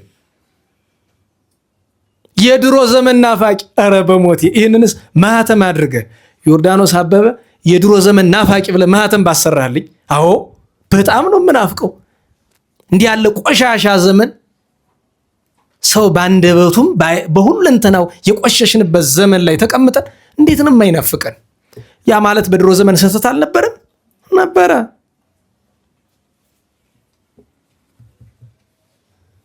ነገስታት ናፋቂ እንዴ! ኧረ እንዲያው ችሎታ በኖረ ትናንት እናንተ መሀል ያለች አንዲት የምትማር ልጅ እነዚህ መቃብር ላይ ቁጭ ብላ ታለቅሳለች። እና ገብቶኛል፣ ያው እናቷ ናትና ጠርቼ ተቆጣኋት። ነውር ነው። አሁን ቅርብ ጊዜ ያረፈች አይደለች፣ በጣም የቆየች ነች። ግን አንዳንድ ጊዜ ራሳችንን ስለምንረሳ ትንሽ እናበዛዋለን። ማለት ሀዘን አንዱ ስለሚችለው አንዱ ስለማይችለው ወይም መንሻል ፍላጎት ስለሌለው ወይም ደግሞ አይምሮውን ሌላ። በነገራችሁ ላይ ገሃነመ እሳትን የሚፈራ ሰው እኮ እንደ እውነቱ ከተለቀሰም እኮ መድኃኔዓለም በሰማይ ርስቱን አሳምርላት ብሎ ይለቀሳል እንጂ እንደዚህ ያለ ነገር እና በኋላ እንዲያው አንድ ነገር አነሳ እና እንዲያው ግን ችሎታ ያለው ሰው ቢኖርና መጥቶ ቢያስነሳልሽ ብቻም ደስታ ነው አይደለም?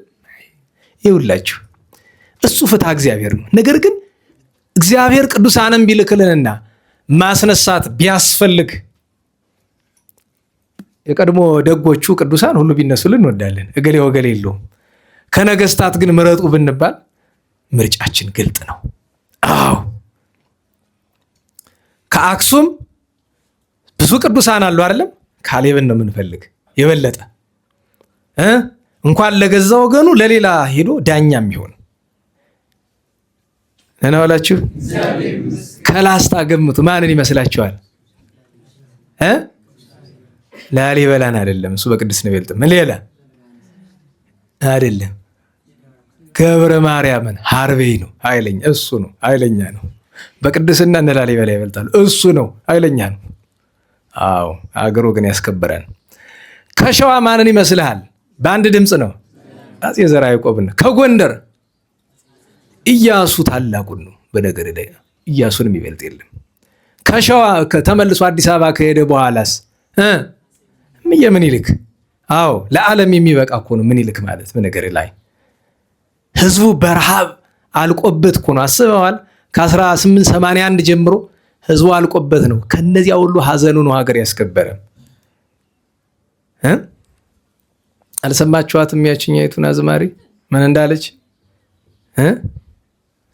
ባቡሩ ሰገረ ስልኩም ተናገረ ምኒልክ መልአክ ነው ልብ የጠረጠረ አለች አይደል? ቀድሞ ሰው እኮ ግን አማርኛው ራሱ እንዴት ይጥማል። በነገራችሁ ላይ ዛሬ እኮ አማርኛችን ሁሉ የቀድሞ ዘመን ስድቡ ራሱ ወዛለው አይደል? እኛ ዘመን እኮ እያመሰገነን አንዳንዱ ሰው ራሱ የሚሰድበን አይመስልም? እውነቴን ነው እኮ ለዛ የለውም። ቀድሞ አባቶቻችን ጨዋታ ይችላሉ። እንዲያው እንኳ ቢሆንም እና የቀድሞ ዘመን ናፋቂ እንዴታ በደንብ ነው የሚናፍቀኝ። አይቻልም እንጂ ነው ተመለሰ። አይ እና በእውነቱ ቤተክርስቲያን ዛሬ ሰድቡኛል ትላለች። ሰድቦ ግን በቤተክርስቲያን ላይ ብቻ አላቆመም። ቅዱሳን ይሰደባሉ አይደል? ክብር ምስጋና ለነሱ ይሁንና ሰሞኑን አንድ ቪዲዮ ሲዘዋወር አየሁኝ። ላቲ ስብሐት ማርያም እንደኛ ሰው ናት። እውነት ነው ማለት የፈለገው ግን ሌላ ነው እኮ እሱ ገብቶኛል። አይ እንዲያውን ሰው እንዲያው እንኳን ክርስቲያን እንዲያው ሙስሊም ወገኖቻችን እመቤታችን ጋር ፉክክር አላቸው ኩለነ ይላሉ። ኧረ አይደፍሩም እኮ። ለዛ እኮ ነው በነገራችሁ ላይ ከፕሮቴስታንቲዝም ሁለቱም ጣዖት አምልኮ ናቸው፣ ሁለቱም ያጋንንት ናቸው። ግን እንዲያው ምረጥ ብባል እንዲያው እንኳ ግድ ቢሆን ከፕሮቴስታንቲዝም እስልምና ይሻላል። ምክንያቱም ፕሮቴስታንቲዝም እምነት አይደለም፣ ሲጀመር እምነት አይደለም። አስባችሁታል? ክርስቶስን የሚጠሉ ክርስቶስ ሰዎች አስቧቸው እስኪ። እማያውቁ አይደለም። እኛ ምንድን ነው የምንባል? ክርስቶስን የማያውቁ እግዚአብሔርን የማያውቁ እግዚአብሔር ሰዎች እንባላለን ብዙዎቻችን። አዎ በተግባር ስለማናውቅ። እነሱ ግን ክርስቶስን የሚጠሉ አስባችሁታል? ፈጣሪነቱን የሚጠሉ ፈራጅነቱን የሚጠሉ ከሁሉ በላይ ደግሞ እናቱን የሚጠሉ ላቲ ስብሐት እመቤታችን ድንግል ማርያምን አንዳንድ ጊዜ ይላችሁ ስለእመቤታችን ፍቅር ስለእመቤታችን ረድኤት እኔ እውነተኛ እመቤታችን የሚወድ ሰው እመቤታችን የሚገልጣት በቋንቋ አይደለም። በእውነት ከሚያስፈሩ ነገሮች አንዱ ስለእመቤታችን ማስተማር ነው። ምክንያቱም በሁለት ምክንያት ነው። አንደኛው ነገር ለመግለጥ ችሎታው ስለማይኖር፣ ሁለተኛው ነገር ካስተማርኩኝ በኋላ ይቺ እረፍት ነው ማጣ። ለምን ቢባል መናገር የምፈልገውና ካፌ የሚወጣው አይገናኝም። ከደጋጎቹ እመቤታችን ከሚወዱ ጋር ስትጫወቱት ያለውና እዚህ ያለው ይለያያል እና ክብሯ እንደሚገባ እንዳልተናገራችሁ ሲሰማችሁ ቅር ይላል። ለምን? እኔ አስቡት፣ የሰው ደረጃ በምድር እንኳ የሰው ደረጃ እናወጣለን አይደል? አሁን ለምሳሌ ተራው ሰው አለ፣ ለመደበኛው ሰው እንዴት ዋላችሁ? ከተራው ሰው ቀጥሎ ዘበኛ አለ። ስልጣን እኮ ነው፣ አታውቁም? ዘበኝነት ስታተስ ነው አይደል? ከዘበኛው ቀጥሎ የሆነ መደበኛ ሰራተኛ አለ አይደል? ከሱ ቀጥሎ የሆነ ሂደት፣ ከሂደቱ ቀጥሎ የሆነ ምናምን እያለ እስከ ቀበሌው ላይ ይሄዳል አይደል? ከዛ የቀበሌ ሊቀመንበር ይላል፣ አስተዳዳሪ ነው ምናምን የሚባል ማለት፣ ከዛ ክፍለ ከተማ፣ ከዛ ከተማ፣ ዞን፣ ክልል እየተባለ ሄዶ ስታተስ ነው አይደለም? ክብራቸው ወደ ላይ በእውነቱ ስታተስ አለው። ስጋዊ ስታተስ፣ በመንፈሳዊ ተመለከቱ አጽዋዖት ይባላል። ስርዓተ ቤተክርስቲያን ላስተምራችሁ እግረ መንገዱን። ቅርብ ጊዜ በአካባቢያችንም ተፈጥሮ የነበረ ነገር ስለነበረ በቤተክርስቲያናችን ጥበቃ ሲቀጠር ጳጳስ በሌለበት አይቀጠርም። አወዳድሮ ከጨረሱ በኋላ ቀጥታ ወደ ማን መውሰድ አለባቸው? ወደ ጳጳሱ። ንፍሐት የለውም፣ ቅብአት የለውም፣ የሚያደርስለት ነገር የለውም። አቡነ ዘበሰማያት ይልና ሾሜሃለሁ በስርዓት አገልግል ብሎ መክሮ ይሰደው። ሾሜሃለሁ ቃል ሾሜሃለሁ ብሎ በቃሉ ጳጳስ ካልተናገረው ያ ሰው ቤተክርስቲያን መጠበቅ አይችልም። ስርዓት ነው። ኋላ እንደገና ደግሞ ቢያጠፋና መነሳት ካለበት አሁንም ሰበካ ጉባኤ ቁጭ ብሎ ፈርመ ውጣ አይደለም፣ ወስደው እንዲህ አድርጓል ያሰናብቱልን ይባላል። ሽሬሃለሁ ይላል። አናጉንስጢስም መዘምርም ንፍቅ ዲያቆንም እንደዚያ ናቸው። የምታውቁት ስትፈልግ የምታስገባው ስትፈልግ የምታስወጣው ነገር ስላልሆነ ብዬ ነው። ስርዓት መጠንቀቅ ቢኖርም ጥሩ ነው። እንዲያው የምንችለውን ነገር ብናደርግ የሚቻል ቀለል ያለውን ነገር እንኳን አጽዋዖት አለ። ከሱ ቀጥሎ ማን አለ? አናጉንስጢስ አለ። አሁን ክብራቸው አንድ ነው አይደለም? ለምን? አጽዋዖት የት ላይ ነው መኖሪያው? በር ላይ ነው፣ በረኛ ነው። አናጉንስጢስ የት ነው ቦታው? ማነበቢያ አትሮንስ ላይ ነው። መዘምር የት ላይ ነው ቦታው? ቅኔ ማህሌት ነው። ንፍቅ ዲያቆን የት ነው ቦታው? ቅድስት ላይ ነው የሚያገለግል።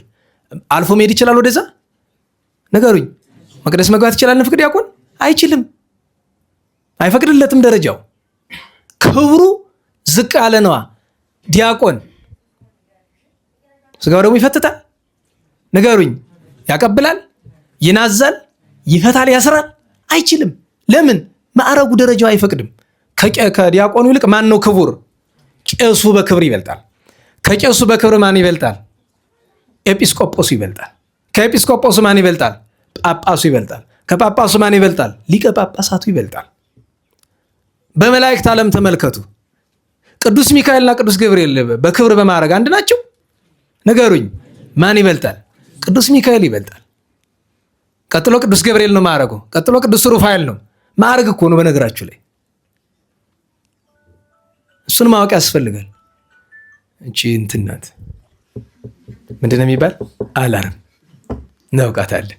የሁላችን አላርም እቺ ናት። የኔ አታነቃም እንጂ ብዙ ጊዜ አላርም ናት። ግን መጥሪያ ማድረግም ይቻላል፣ ይታወቃልና አይረብሽም። ቻይና ቢሆን ይህን ጊዜ ቻይና ስላችሁ ቻይና ወደኛ የምትልከው ማለት ነው እንጂ ዓለም ላይ ጥራት ያለው ዕቃ የሚገኝ ቻይና ነው።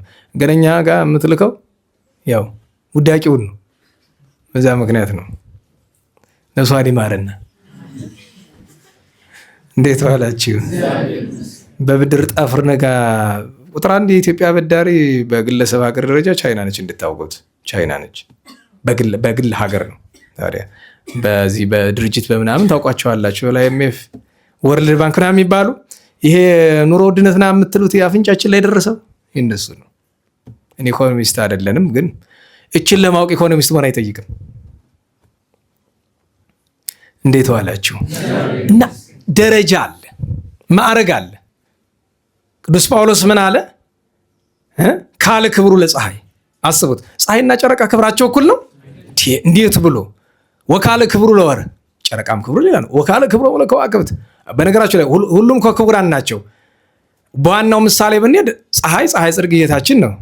ወር እመቤታችን ናት። ከዋክብት ቅዱሳን ናቸው አይደል? አንድም ለቅዱሳን ተርጉሞ ፀሐይ ፍጹማን ቅዱሳን ናቸው፣ ባለመቶ የሚባሉት። ወር የተባለ ደግሞ ባለስሳዎች ናቸው። ከዋክብት የተባሉ ባለሰላሳ ናቸው። አንድም ከከዋክብትም ደግሞ ደረጃ ያወጣለታል። በወዘሚት ወወዘ ስሳ ወወዘ 30 እንደሚለው 30 60 100 አሉ። ከከዋክብትም ድምቀታቸው ይለያያል። አሁን ሰው ከመሬት ተነስቶ አምላክ እናት ላይ እመቤታችን ላይ ለነገሩ እግዚአብሔር የሆነ አምላክ የሆነ ልጇን ሳያከብሩ እንደምን እሷን መክበር ይቻላቸዋል? እና እመቤታችን ድንግል ማርያም ግን መሰደው ላቲ ስብሐት ገና ቤተ መቅደስ እያለች ነው የጀመረ አይደል? ቤተ መቅደስ እያለች አይሁድ ተሰብስበው ትውጣልን፣ ቤተ መቅደስ ታሳድፍብናለች። እንግዲህ አስቡት፣ ቤተ መቅደስ ሰውን ሁሉ ያከብራል አይደለም? ንገሩኝ። ቤተ መቅደስ ግን እሷ ግን ለቤተ መቅደስ ራሱ ክብር ናት። መብላህን ለምን ከቤተ መቅደስ ትበልጣለች? አማናዊት ቤተ መቅደስ ናትና ትውጣልን። ስድብ እኮ ነው። መጀመሪያም መጥቆልን ይዘው መጥተው አልቻላቸው ሲል እመቤታችን ላቲ ስብሐት እንደሌላ እንደ መሰሪ እንደ መተተኛ ቆጥረዋት ነበረ። ከሱል የከፋው ግን ታውቃላችሁ፣ በእንተ ዘተአገዝኪ ዘለፋ እማፈ ትዕማን ኃጢት ማርያም ለዝክረ ስምኪ ይደሉ ስብሐት ይላል መጽሐፍ። ትዕማን የምትባል ክፉ ሰው አልሰደበቻትም እመቤታችን? በስደት ጊዜ ስድብ ታገሳለች እመቤታችን። ከሁሉ የመጨረሻው ግን ይጼሉን ያለው መድኃኒታችን ኢየሱስ ክርስቶስን አይሁድ ባገኙት ስፍራ ሁሉ ምን ያደርጉት ነበር? ሎቱ ስብሐት ይሳደቡ ነበር። ነአምር ከመሳምራዊ አንተ ወጋኔን ብከ ሎቱ ስብሐት እያሉ ሳምራዊ ነህ። የሚገርማችሁ ነገር ሳምራዊ ነህ እያሉ ይሳደቡ ነበር አለ። እሱ ራሱን ግን በሉቃስ ወንጌል በምን መስሎ አስተማረ? ደጉ ሳምራዊ ይላችሁ። ስድብ ያደረጉትን ነገር ለበጎ ለውጡ እና ጋኔን ብከ ሎቱ ስብሐት ብለው ሲሉት አስቡት። አሁን የሰማይ ምድሩን ፈጣሪ እንደዛ ብለው ሲሉት አንሰ ጋኔን አልበዬ ሰይጣንን የፈጠርኩት እኔ ነኝ። እኔ ጋኔን ሰይጣን እኔ ጋር የለም። ወሃይቱ አከብር አባዬ፣ እኔ ግን አባቴን አከብራለሁ። አንተ ሙሰ ታስተሐቅሩኒ፣ እናንተ ግን ታቃልሉኛላችሁ። የእጆቼ ስራ ስትሆኑ ፈጥሬ መግቤ ማኖራችሁን ትሰድቡኛላችሁ፣ ታቃልሉኛላችሁ ጌታ ተናግሯል። እና በእውነቱ ባጭር እንዲህ ነው። ጠላቶች ይሰድቡኛል። ታዲያ ርዕሱን ለምን ፈለግከው ብትሉኝ ዋናው ትልቁ ምክንያት ሁለት ነው። አንደኛ እንደ ግለሰብ መሰደብ ይጎዳል? ንገሩኝ። ምንም ይጎዳ? አባቶቻችን ምን ይላሉ? ስድብ ጨርቅ አይቀድም ይላሉ አይደለም? አይጎዳም። በስድብ ጊዜ ቅዱስ ዳዊትን አብነት አድርገን ቅዱሳኑን ሁሉ አብነት አድርገን ከቅዱሳን ሁሉ የምትበልጥ እመቤታችን ድንግል ማርያም ያን ሁሉ እንኳን ስድብ ቀና ብሎ ማየት የማይገባትን ያን ሁሉ ስድብ ታግሳ ኑራለች አይደለም?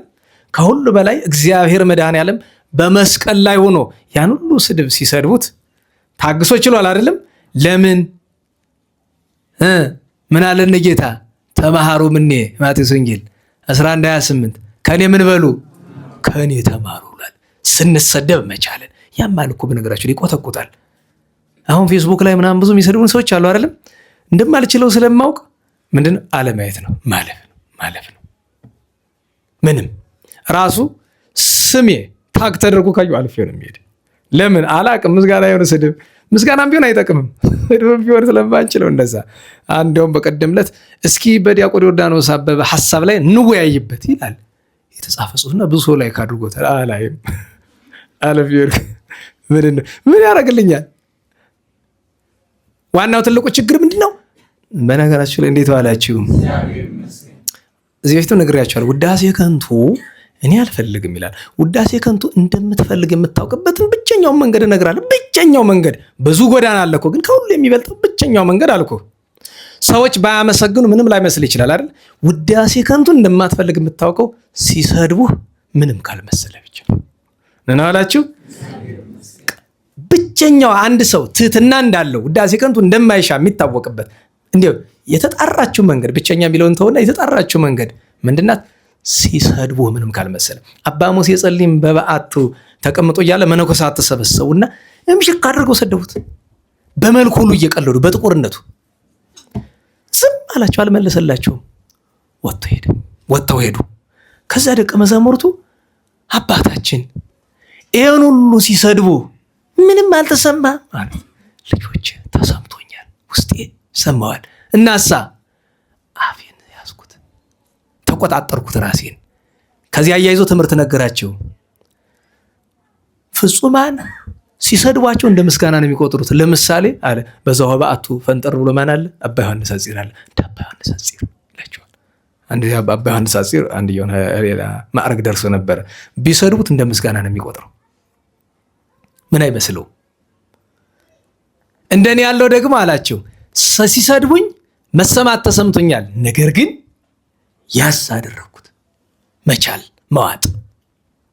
ኋላም እኮ ከቅዱስ ቴዎፍሎስ ዘንድ ሄዶ ቅስና ሊያሰጡት ሲሉ ልፈትነው አላቸው። አስቀድሞ መነኮሳት ሰው ልፈትነው ነኝ እኔ ስሰድበው አብራችሁ ስደቡት እንፈትነው፣ ፈተናውን ካላለፈ ክህነት አልሰጠውም አለ። ሲመጣ ምንድነው ደግሞ ይሄ ጥቁር ምን ያመጣችሁት ብሏል። ከዛ ሌሎቹ በዙሪያ ያሉትም ይሄን ጥቁር አስወጡ ምናምን ብለው አሉ። ምንጭስ አስቡት፣ እኛ ገመድ ገዝተን ነው ምንጭም ንዛምን ከብዳል አይደል? ከዛ ተከትላችሁ ምን እንደሚል ስሙ ብሏቸዋል። ወጥቶ በጥፊ ራሱ አንተ ጥቁር መልከከፉ። እውነታቸውን እኮ ነው። እነዚህ ትልልቆች መሃል ምን ታደርጋለህ አንተ እያለ ሌላ ደረጃ ደርሷል። ጥሩት ብሎ ቅዱስ ቴዎፍሎስ ይቅርታ ጠይቆ ቅስና ሰጥቶታል። እዚያ ደረጃ ሲደርስ ነው። እና ትልቁ ነገር ትምህርት እንድንወስድ የፈለግኩት ነገር ስድብን መቻል ለክርስትና በጣም አስፈላጊ ነገር ነው። ከኔ እናንተ ትሻላላችሁ፣ ግን እንደኔ ያላችሁ ደካሞች እንልመደው፣ መሰደቡን እንለማመደው። አስፈላጊ ነገር ነው። በክርስትናችን ውስጥ አንዱ ትልቁ ነገር ያንን መቻል ነው። ምክንያቱም ክርስትና ምንድን ነው? መስቀል መሸከም ነው አይደለም? ከቀላሎቹ መስቀሎች አንዱ እኮ ስድብ መቻል ነው። ስድቡ መጥቶ አካላዊ የሆነ ጥቃት አያደርስብህም አይደለም? ስድብን መታገስ መስቀል ነው። ማለትም የክርስትናችን አንድ ጎዳና እዛ ውስጥ ያለ ነገር ነው። በሁለተኛው ገጽ ግን የምንሰደበው እኛ ሳንሆን ክርስቲያን ነኝ ብዬ እናቴን አሰድባለሁ? ንገሩኝ። ኧረ እንዴት ዋላችሁ? የሚገርማችሁ ብሪጋታ አንድ ጴንጤ ነበረ የድሮ ጴንጤ የምላችሁ ምክንያት እኛ ልጆች እያለን የነበረ እና ጴንጤ ድሮ የሚታወቅ በምንድን ነው? ቅልስልስ ናቸው አይደል? ስትሰድቧቸው ጌታ ይባርክ ምናምን ይላሉ። እንደዛ ነው የነበረ ድሮ። እና ያው ከአንጀት እንዳለች እናውቃለን። ከዛ ደግሞ ክላስ ፋሲለደስ ስንማር የሚገርማችሁ ነገር ሰላምታ እኮ ለሁሉ የሚገባ ነገር ነው። ነገር ግን የጴንጤ መለያ እስከሚሆን ድረስ የሆነ አሁን ተገናኝተው ወይ ቶይሌት መጸዳጃ ቤት ምን ደርሰው መጥተው እህቴ እንዴት ነሽ ልኝ መተቃቀፍ፣ እረፍት ሲወጡ መተቃቀፍ ምናምን ሲሉ መተቃቀፍ እና ጴንጤ ነው ላልን ድሮ። በነገራቸው ላይ መልካም ነገር ነው፣ ክፋት የለውም። ይሄ መልካም ነገር ነው። እንደዛ ሰው ሲሰድባቸው ጌታ ይባርክ ማለታቸው ክፉ ነው? እሱ ቃሉ ክፉ አይደለም። ግን እንደዛ የሚያስደርጋቸው ጠላይ ሰናያት ነው፣ ሰው ለመሳብ ነው። ስትገቡባቸው ሌላ ነው ውስጣቸው። እና እዛ የነበር እንደዚህ ቅልስልስ ነው ይመስል ቀጭኖችን የሚያክለን እናቱ ሞተች። ምናልባት ብሪጋታ ተወልዶ ያደገ አይኖርም እንጂ ታስታውስ። ባለፈው አንዱ ጓደኛ ጋር እየነገርኩት ትዝ እያለው ነበር። እና እናቱ ስትሞትበት ጊዜ ሀዘኑ መሸከም ሲያቅተው አዲስ አበባ ሄደ እና አዲስ አበባ ሄዶ የዛ አዲስ አበባ አራዳ ላይ ማት ዱርዬዎች ናቸው ቁም ይሉታል። እሱ ጭንቅላቱ ሌላ ነገር ነው የሚያስብ። ሀዘኑ በጣም በልቶታል። አልሰማቸው ሲል የምታውቁት ነው ይቺ እናትህን ምናምን ይሉታል። የሄዶ ጆሮ ይገባል። ቁና ሆነች አራዳ የኔን እናት የሚገር እንዴት አድርገው የቻሉት? እችን የሚያክል ሰው እኮ ንፋስ የሚወስደው የሚመስል ነው። እናንተ የጎንደር ሰው ምንድነው? ጎንደር መሆኑን አውቀዋል። ይሄ የጎንደር ሰው ግን ምንድነው? የጎንደር ሰው መሆን አይደለም ነገሩ። አንደኛ እናቱን ነው የሰደቡበት፣ ሁለተኛ ደግሞ ሞታ በትኩስ ሐዘኑ ላይ ነው። ነገር ግን አስቡት፣ እኔ እናትን ማሰደብ፣ እህትን ማሰደብ፣ ወንድምን ማሰደብ አይገባም። ግን ያን ስላደረገ በጥፊ ልበለው አይደለም ነው። እንዳይሳደብ ማድረግ ያን ሰው ይገባል። እኔን ሲሰድበኝ መቻል፣ ሌላን አካል ሲሰድብ ግን መቻል አይገባም። ከሁሉ የከፋው ነገር ግን ሀገር ሲሰደብ፣ ከሀገር በላይ ቤተክርስቲያን፣ ሃይማኖት ሲሰደብ መታገስ አይገባም። ደህና ዋላችሁ። ሲሰድቡን መታገስ ጽድቅ ነው። ከቅዱስ ዳዊት የተማርነው እሱን ነው። ከቅዱሳን ሁሉ ከሁሉ በላይ ከመቤታችን በላይ ከመድኃኒታችን የተማርነው እሱን ነው። እንኳን ስድቡን እሳቱን ሰይፉን ችለውታል። ቤተ ክርስቲያን ስትሰደብ ግን አይሆንም። እሱ ትዕግስት አይደለም። እና መጀመሪያ ነገር ከመሰደብ የደረስን ራሳችን ስላዋረድ ነው። በምን አዋረድ ነው? የማይገባ ሰዎች፣ ለሀገር የማይገባ ለክርስትናው የማንገባ ሆነን እግዚአብሔርን አሳዝነን ተዋረድነ። በክርስትና የምትታወቀው ሀገር ዛሬ ክርስቲያኖች የሚሳደዱባት ሀገር አደረግናት። እንደገና ደግሞ እዚህ ችግር ውስጥ ከገባን በኋላ እንደገና በንስሐ ተነስተን ተጸጽተን እግዚአብሔርን ይዘን ለሀገር፣ ለሃይማኖት፣ ለቤተ ክርስቲያን፣ ለወገን እንደመቆም ቁመን እናንጎላቸለን። ምንም አይመስልንም ከጥቂቶች በቀር። ስድብ ሲባል እኮ እሱ ብቻ አይደለም። ምንኩስና እንደዚህ ዘመን ተሰድቦ ያውቃል? ምንኩስና ተሰደበ የምላቸው አሁን መነኮሳት ወደ ገዳም ይመለሱ ቢሉ ሰዎች ምንኩስናን እያመሰገኑ ነው እንጂ እየሰደቡ አይደለም። ነና ዋላችሁ። መነኮሳት በገዳም ይኑሩ ማለት ስድብ ነው ወይስ የተገባ ነገር ነው? የተገባ ነገር ነው። ምንኩስናውን የሰደቡት ቆሻሻ ስራ በምንኩስና ተደብቀው የሚሰሩ ሰዎች ናቸው። ክህነትን የሰደብነው እኛ ነን። በተግባር የሰደብነው እኛ ለክህነታችን እንደማይገባ እየኖርነ ሰባኪነትን ሰደብነው። በዚህ ዘመን ሰባኪ ነን ብለን ሰባኪነትን ሰደብነው፣ ዘማሪነትን ሰደብነው። በተግባር ራሳችን ምንኩስናን አዋረድ ነው፣ ጵጵስናን አዋረድ ነው፣ ክርስትናን አዋረድን። እኛ የሰደብነው ይከፋል። ከምንም በላይ ግን እኛም በተግባር የምናደርገውን ስድብ እንተው። ክርስቲያኖችም ክርስቲያን እንሁን፣ መነኮሳትም ወደ መንኩስናው፣ ካህናትም ወደ ክህነቱ ስራ፣ ወደ እውነቱ፣ ጳጳሳትም ወደ ጵጵስናው ስራ ጎዳና እናቅና። ከዚያ በኋላ ደግሞ ያንን የሚሳደበውን ሰው የሚገባውን ምላሽ እንሰጠዋለን እንደሚያስፈልገው በመጣበት መንገድ። በአፍ ቢመጣብህ በአፍ፣ በመጣፍ ቢመጣብህ በመጣፍ፣ በበትር ቢመጣብህ በበትር፣ በጥይት ቢመጣብህ በጥይት ነው የምትመልሰው። አይደለም? ደህና ዋላችሁ። በትርጓሜ ይላል አይደለም አባቶቻችን፣ ይሄ ቀስቶኒ ወተረው አስተዳለወ የሚለውን መዝሙር 7 ላይ ያለውን ስለ አኪጦፌል በተናገረበት አንቀጽ ላይ ምን ይላሉ? ጠላት ለማጥፋት ሲል 3 ነገር ያደርጋል። ቀስቱን ምን ያደርገዋል? በእሳት ያግለዋል፣ መርዝ ይቀባዋል። አስቡት እንግዲህ። ቀስትነቱ ይወጋል፣ እሳትነቱ ያቃጥላል፣ መርዝነቱ ይገላል። ወገን ደግሞ መጀመሪያ ምንድን ነው የሚያደርገው? እሱም ጋሻው ላይ ጀባውን ያደርግና ውሃ ይነክረዋል። ጋሻው ጦሩን ይመክተዋል። ደህና ዋላችሁ። ጨርቁ መርዙን ይጠርገዋል፣ ውሃው እሳቱን ያበርደዋል። አየው፣ እግዚአብሔር ምስጢሩን ገልጾለት ይላል።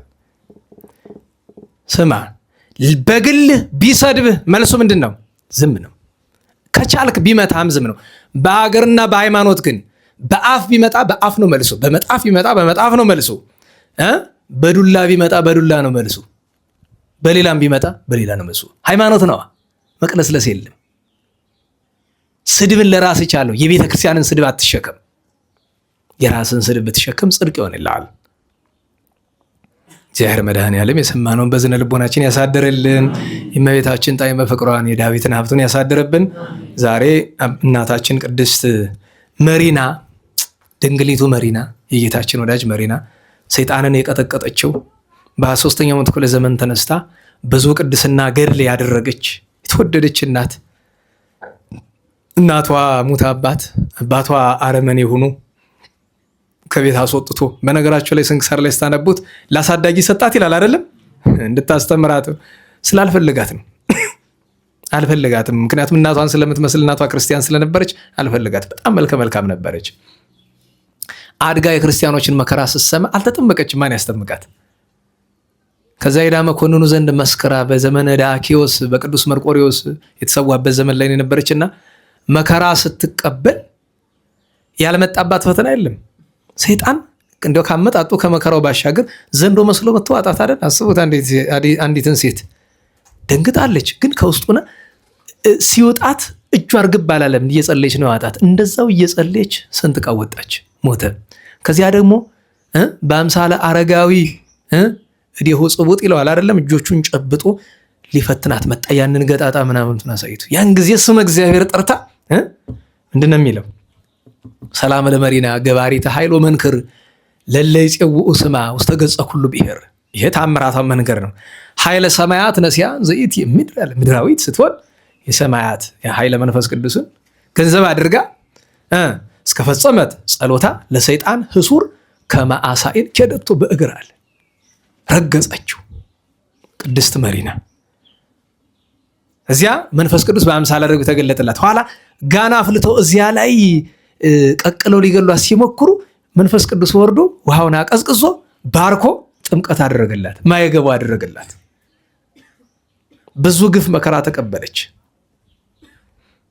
ቅድስት እናት ብዙ ቃል ኪዳን አላት። ከታሪክ ሁሉ የሚያስገርመኝ ስንክሳር ላይ አልጻፈም፣ ግን መጨረሻ ላይ መኮንኑ አንገቷን ቁረጡ ብሎ ሲልክ ጌታችን ከሰማይ ሲነጋገራት ቆይቶ ሲያርግ ፊቷ እንደ ፀሐይ አበራ እና ሊሰይፋት የቆመው ወታደር ደንግጦ ሸሽ። ከዚያ ና እንጂ የታዘዝከውን ፈጽም አለችው። ኧረ እኔ ልቀርብሽ እፈራለሁ። ግድ የለም አትፍራ፣ ና ቀረብ አለችው። አይ የፈራው አንቺን ብቻ አይደለም እና ከራስሽ ከፍ ብሎ አክሊል የያዘ ግሩም መልአክ ይታየኛል። አስባችሁት? አንዳንድ ጊዜ ቅልብ እኮ ጥሩ ነው። ሊገላት እኮ ነው የመጣ ግን ታዞ ነው እና እሱን እፈራዋለሁ፣ በአምላክሽ ለማመን እፈልጋለሁ፣ እኔ አልገልሽ ማለት ምን አለችው? ይኸውልህ አንተ እኔን መግደል ፈቃድ እግዚአብሔር ነው፣ ስራህን ፈጽምና ከዚያ በኋላ አንተ ይደርሳል። እምቢ አላት። እንኪያ የእግዚአብሔርን መንግስት በሩን አታየውም፣ ይሄ ቃሌ ነው አለችው። ከሚቀርብኝ ብሎ አንገቷን ቆርጦ አስረክቦ ወዲያው እንደተመለሰ በጌታችን ስም መስክሮ አንገቱን ተቆርጧል። እሱ አብሯት ገብቷል። እዚህ በዚያው ቀን በዚህችው ቀን እግዚአብሔር በረከታቸውን ያሳደረብን። ሌላኛው ዛሬ ቅዱስ ለንጊኖስ አለ አይደለም? የጌታችንን ጎን በጦር የወጋ ዘረገዘገበው ለመድኃኒነ የሚለው መጽሐፍ ጌታችን በተሰቀለ ጊዜ የጲላጦስ ወታደር ነው። ከቀጰዶቅያ መጥቶ ሰልጥኖ የጲላጦስ ወታደር ነው። በዮራኖስ ስር ከሚታዘዙት አንዱ እነሱ ናቸው። ዮራኖስ በቀደም ያከበር ነው፣ መቶ አለቃው ነው። እና የጌታችን ታምራት ከመስማቱ የተነሳ በሞቱ መሳተፍ አልፈልግም። ጥቂት እንደ ህመም አድርጎታል። እሱ ምክንያት አድርጎ ተኝቶ ኋላ ግን አዋጁን ሲሰማ ደንግጦ ወጣ እና አለን የለም ብሎ ጎኑን ሲወጋው ግን ያው በቤተክርስቲያን መጽሐፍት የተጻፉ ኃይለ ቃላት አሉ። ነፍሱ ከስጋው ተለይቷል። ለንጊኖስ ሲወጋው ወደ 11 ሰዓት አካባቢ እየደረሰ ስለነበረ ግን አካሉ ተናወፀ ጌታችን ሲወጋው። ምክንያቱም ጦሩ ስራዬ ብሎ ለጌታ የተዘጋጀ ነው። ትልቅ ጦር አዘጋጅተው በጣም ወፍራም ጫፉ የሾለ በሳት ሲጠብሱት ነው ያደሩ። ከዛ በኋላ ውሃ ውስጥ ነክረውታል፣ ጠቁሯል። በዚያ ነበረና በለ ፊደል ዛሬ ለኛ ህይወት መድኃኒት የሆነን ማየገቦ ደመገቦ እዚያ በለ ፊደል ሲወጣ በጦርነት የጠፋች አንደኑ በራችለት። በዚህ ምክንያት አመነ። ታዲያ ሁል ጊዜ በየዓመቱ አርኪያል አይደል? ምን ተረጎሙ? ሰላም ለለንጊኖስ ዘሄሩት አምላክ ቀጸበቶ ይላል አይደል? የአምላክ ቸርነቱ ና ብላ ጠራቸው።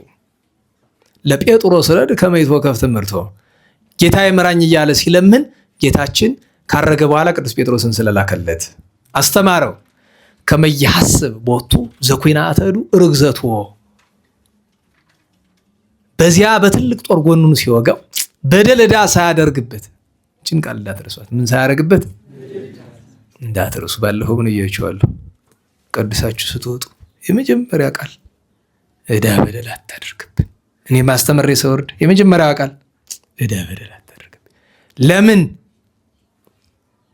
ለጽድቅ እኔ እዚህ ቁሜ ከምለፈልፈው እናንተ እኛ ከውስጥ ከምንቀድሰው ምዕመናን ይቀድሙናል።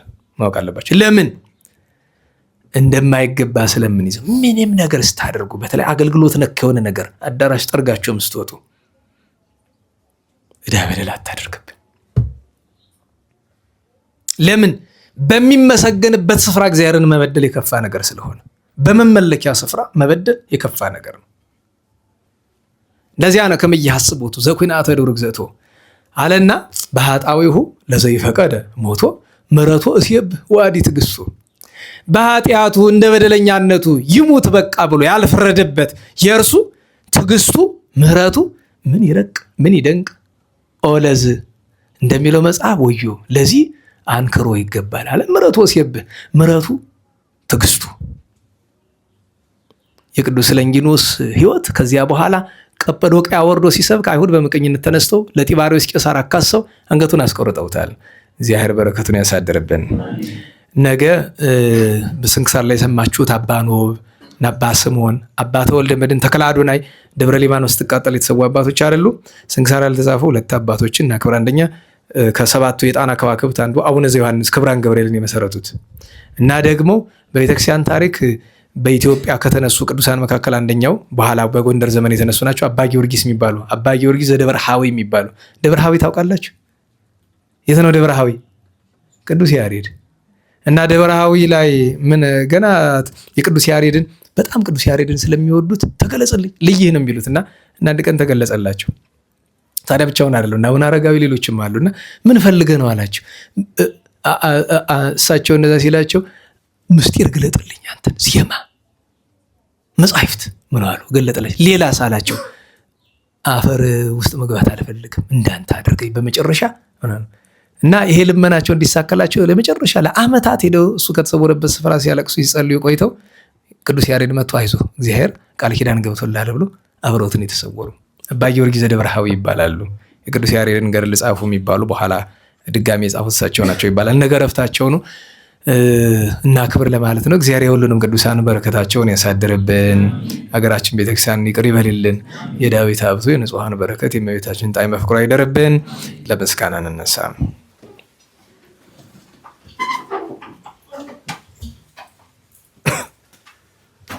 ስብሐት ለአብ ስብሐት ለወልድ ስብሐት ለመንፈስ ቅዱስ ስብሐት ለአብ ስብሐት ለወልድ ስብሐት ለመንፈስ ቅዱስ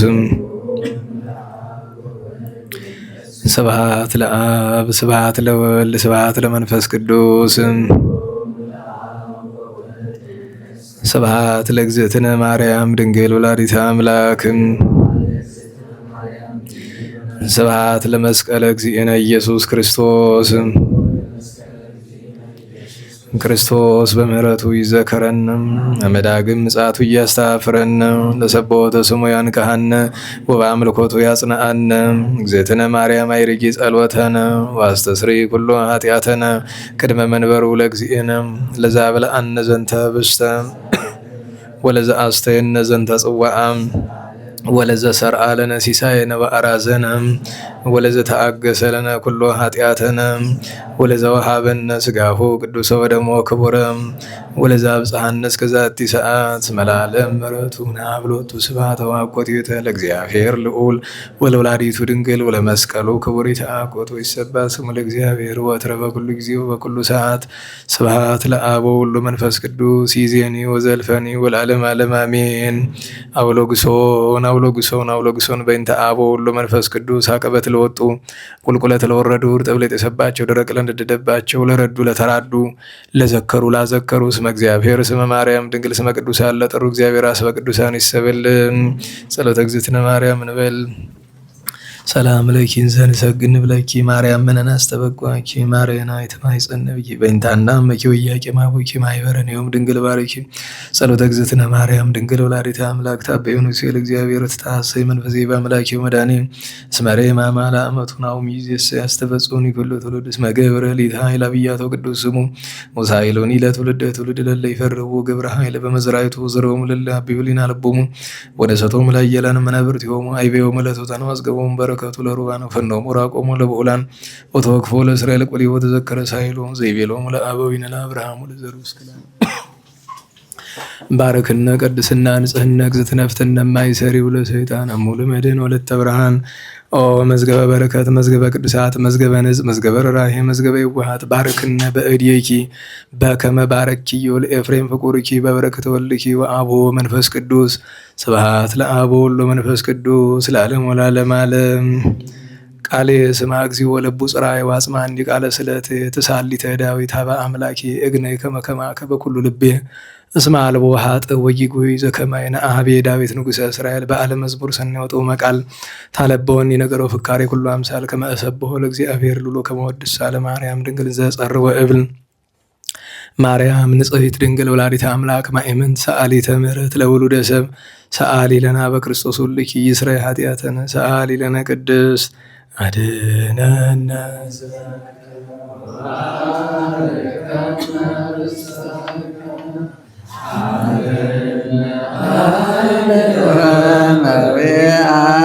አላግርቲከ ለእለ ንጽው ስመከ እቀበነ ውሉደ ሕዝብከ ወእስረነ በኃይለ መላእክቲከ ወአጥረ በኩሉ ጊዜ ወበኩሉ ሰዓት በኃይለ መስቀልከ ርድአነ በዘመስቀልከ ቤዛነ በእንተ አብርሃም በኵርከ ወበእንተ ይስሐቅ ወርኤከ ወበእንተ እስራኤል ቅዱስከ ተዘከር እግዚኦ ኪዳነከ ፍጡነ በአንሳእለከ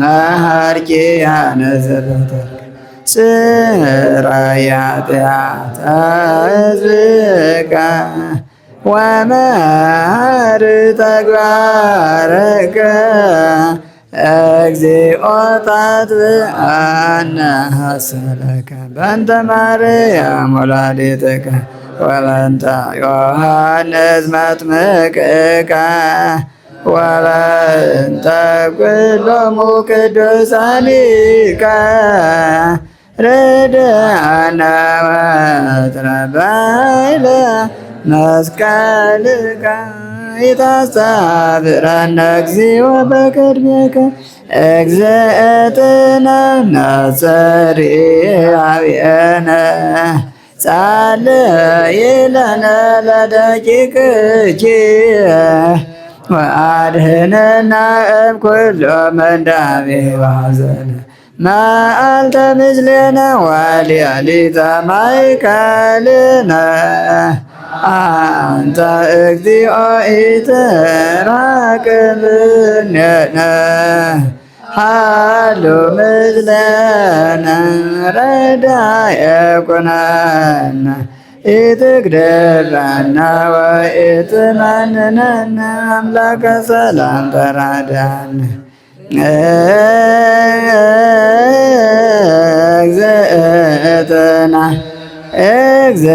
እግዝእትነ ነጸሪ አብየነ ሰላመ ወልድኪ የሃሉ ምስሌነ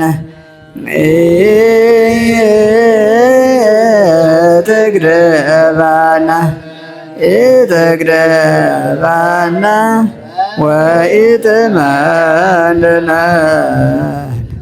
አምላከ ሰላም ተራድአነ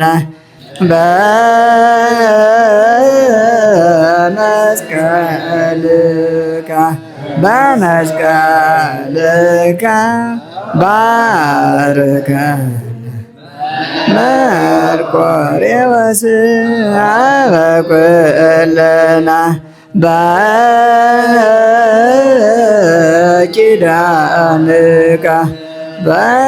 በኪዳንከ ተማፀነ አብየ በኩልነ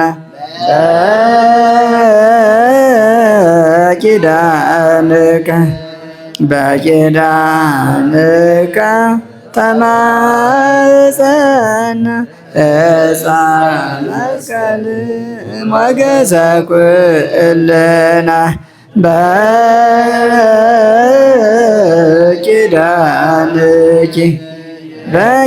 በኪዳንኪ ተማፀነ ወላዲተ አምላክ እመኩል በሰላም አስጀምሮ በሰላም ያስፈጸመን ቅዱስ ስሙ የተመሰገነ ይሁን። የእመቤታችን የወላዲተ አምላክ ጣዕመ ፍቅሯን የቅዱሳንን በረከት የቅዱስ ዳዊትን ሀብት ያሳድርብን። ከታዘዘ መቅሰፍት ከነደደ እሳት ከዕለት ኪት ከዘመነ መንሶት ከግራ ቁመት መድኃኔዓለም ቸሩ ይሰውረን። ተረፈ ዘመኑን ወርሃ ክረምቱን ባርኮ ዝናሙን የምህረት ጠሉን የበረከት ያደርግልን። ለታመሙ በመከራ በጭንቅ ላሉ አስቡን ለሚሉ ሁሉ ቸርነትን ያደርግልን። የሞቱ ወገኖቻችን ነፍሳቸውን ያዘርግልን።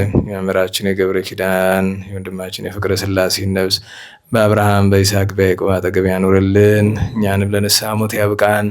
ሰላም በዋለን ቸርነቱ ቸሩ መድኃኔዓለም ሰላም ያሳድረን። አቡነ ዘበሰማያት እንበል። ይትቀደስ ስምከ ትምጻእ መንግሥትከ ወይኩን ፈቃድከ በከመ በሰማይ ከማሁ በምድር ሲሳየነ ዘለለ ዕለትነ ህድግ ለነ አበሳነ ወጌጋየነ ከመ ንሕነኒ ንህድግ ለዘአበሰ ለነ ኢታብአነ እግዚኦ ውስተ መንሱት አላ አድኅነነ ወባልሐነ እምኩሉ እኩይ እስመ ዚአከ ይእቲ መንግሥት ኃይል ወስብሐት ለዓለመ ዓለም። በሰላመ ቅዱስ ገብርኤል ኦ እግዝእትየ ማርያም ሰላም ለኪ ድንግል በሊናኪ ወድንግል በሥጋኪ እምእግዚአብሔር ጸባኦት ሰላም ለኪ ቡርክት አንቲ እምአንስት ወቡሩክ ፍሬ ከርሥኪ ተፈሥሒ ፍሥሕት ኦ ምልዕተ ጸጋ እግዚአብሔር ምስሌኪ ሰአሊ ወጸልዪ ለነ ምሕረተ በፍቁር ወልድኪ ኢየሱስ ክርስቶስ ከመ ይስረይ ለነ ኃጣውኢነ ተማኅፀነ በኪ። ስብሐት ለአብ ስብሐት ለወልድ ስብሐት ለመንፈስ ቅዱስ ይእዜኒ ወዘልፈኒ ወለዓለመ ዓለም አሜን። ቸሩ መድኃኔዓለም የዳዊት ፈጣሪ ቅዱስ ስሙ የተመሰገነ ይሁን፣ ተመሰገነ ይሁን። እንግዲህ የዛሬ ወር የቅዱስ ዳዊት ዝክር ጾመ ፍልሰታን ከጨረስነ በኋላ ባለው ቅዳሜ ይሆናል። ያው ነገ ጉባኤ ስላለን ቀጣዩን የቅዳሜ የመርቆሬዎስንም በዓል ሌሎችንም እንነጋገራለን። እንግዲህ ያው በጎ የምታደርጉ ሰዎች ያው እግዚአብሔርን ዋጋችሁን የሚከፍል እኛ እንድናውቃችሁ ስለማያስፈልግ ዝክሩንም ቄጠማውን የምታመጡ ሁሉንም ከጽዳት ጀምሮ ማለት ነው እግዚአብሔር ይስጥልን።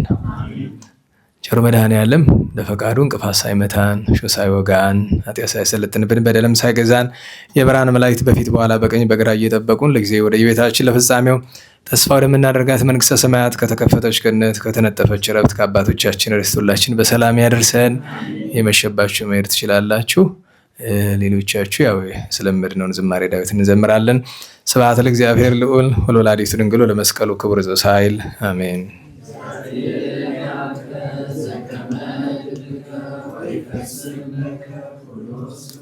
አሜን።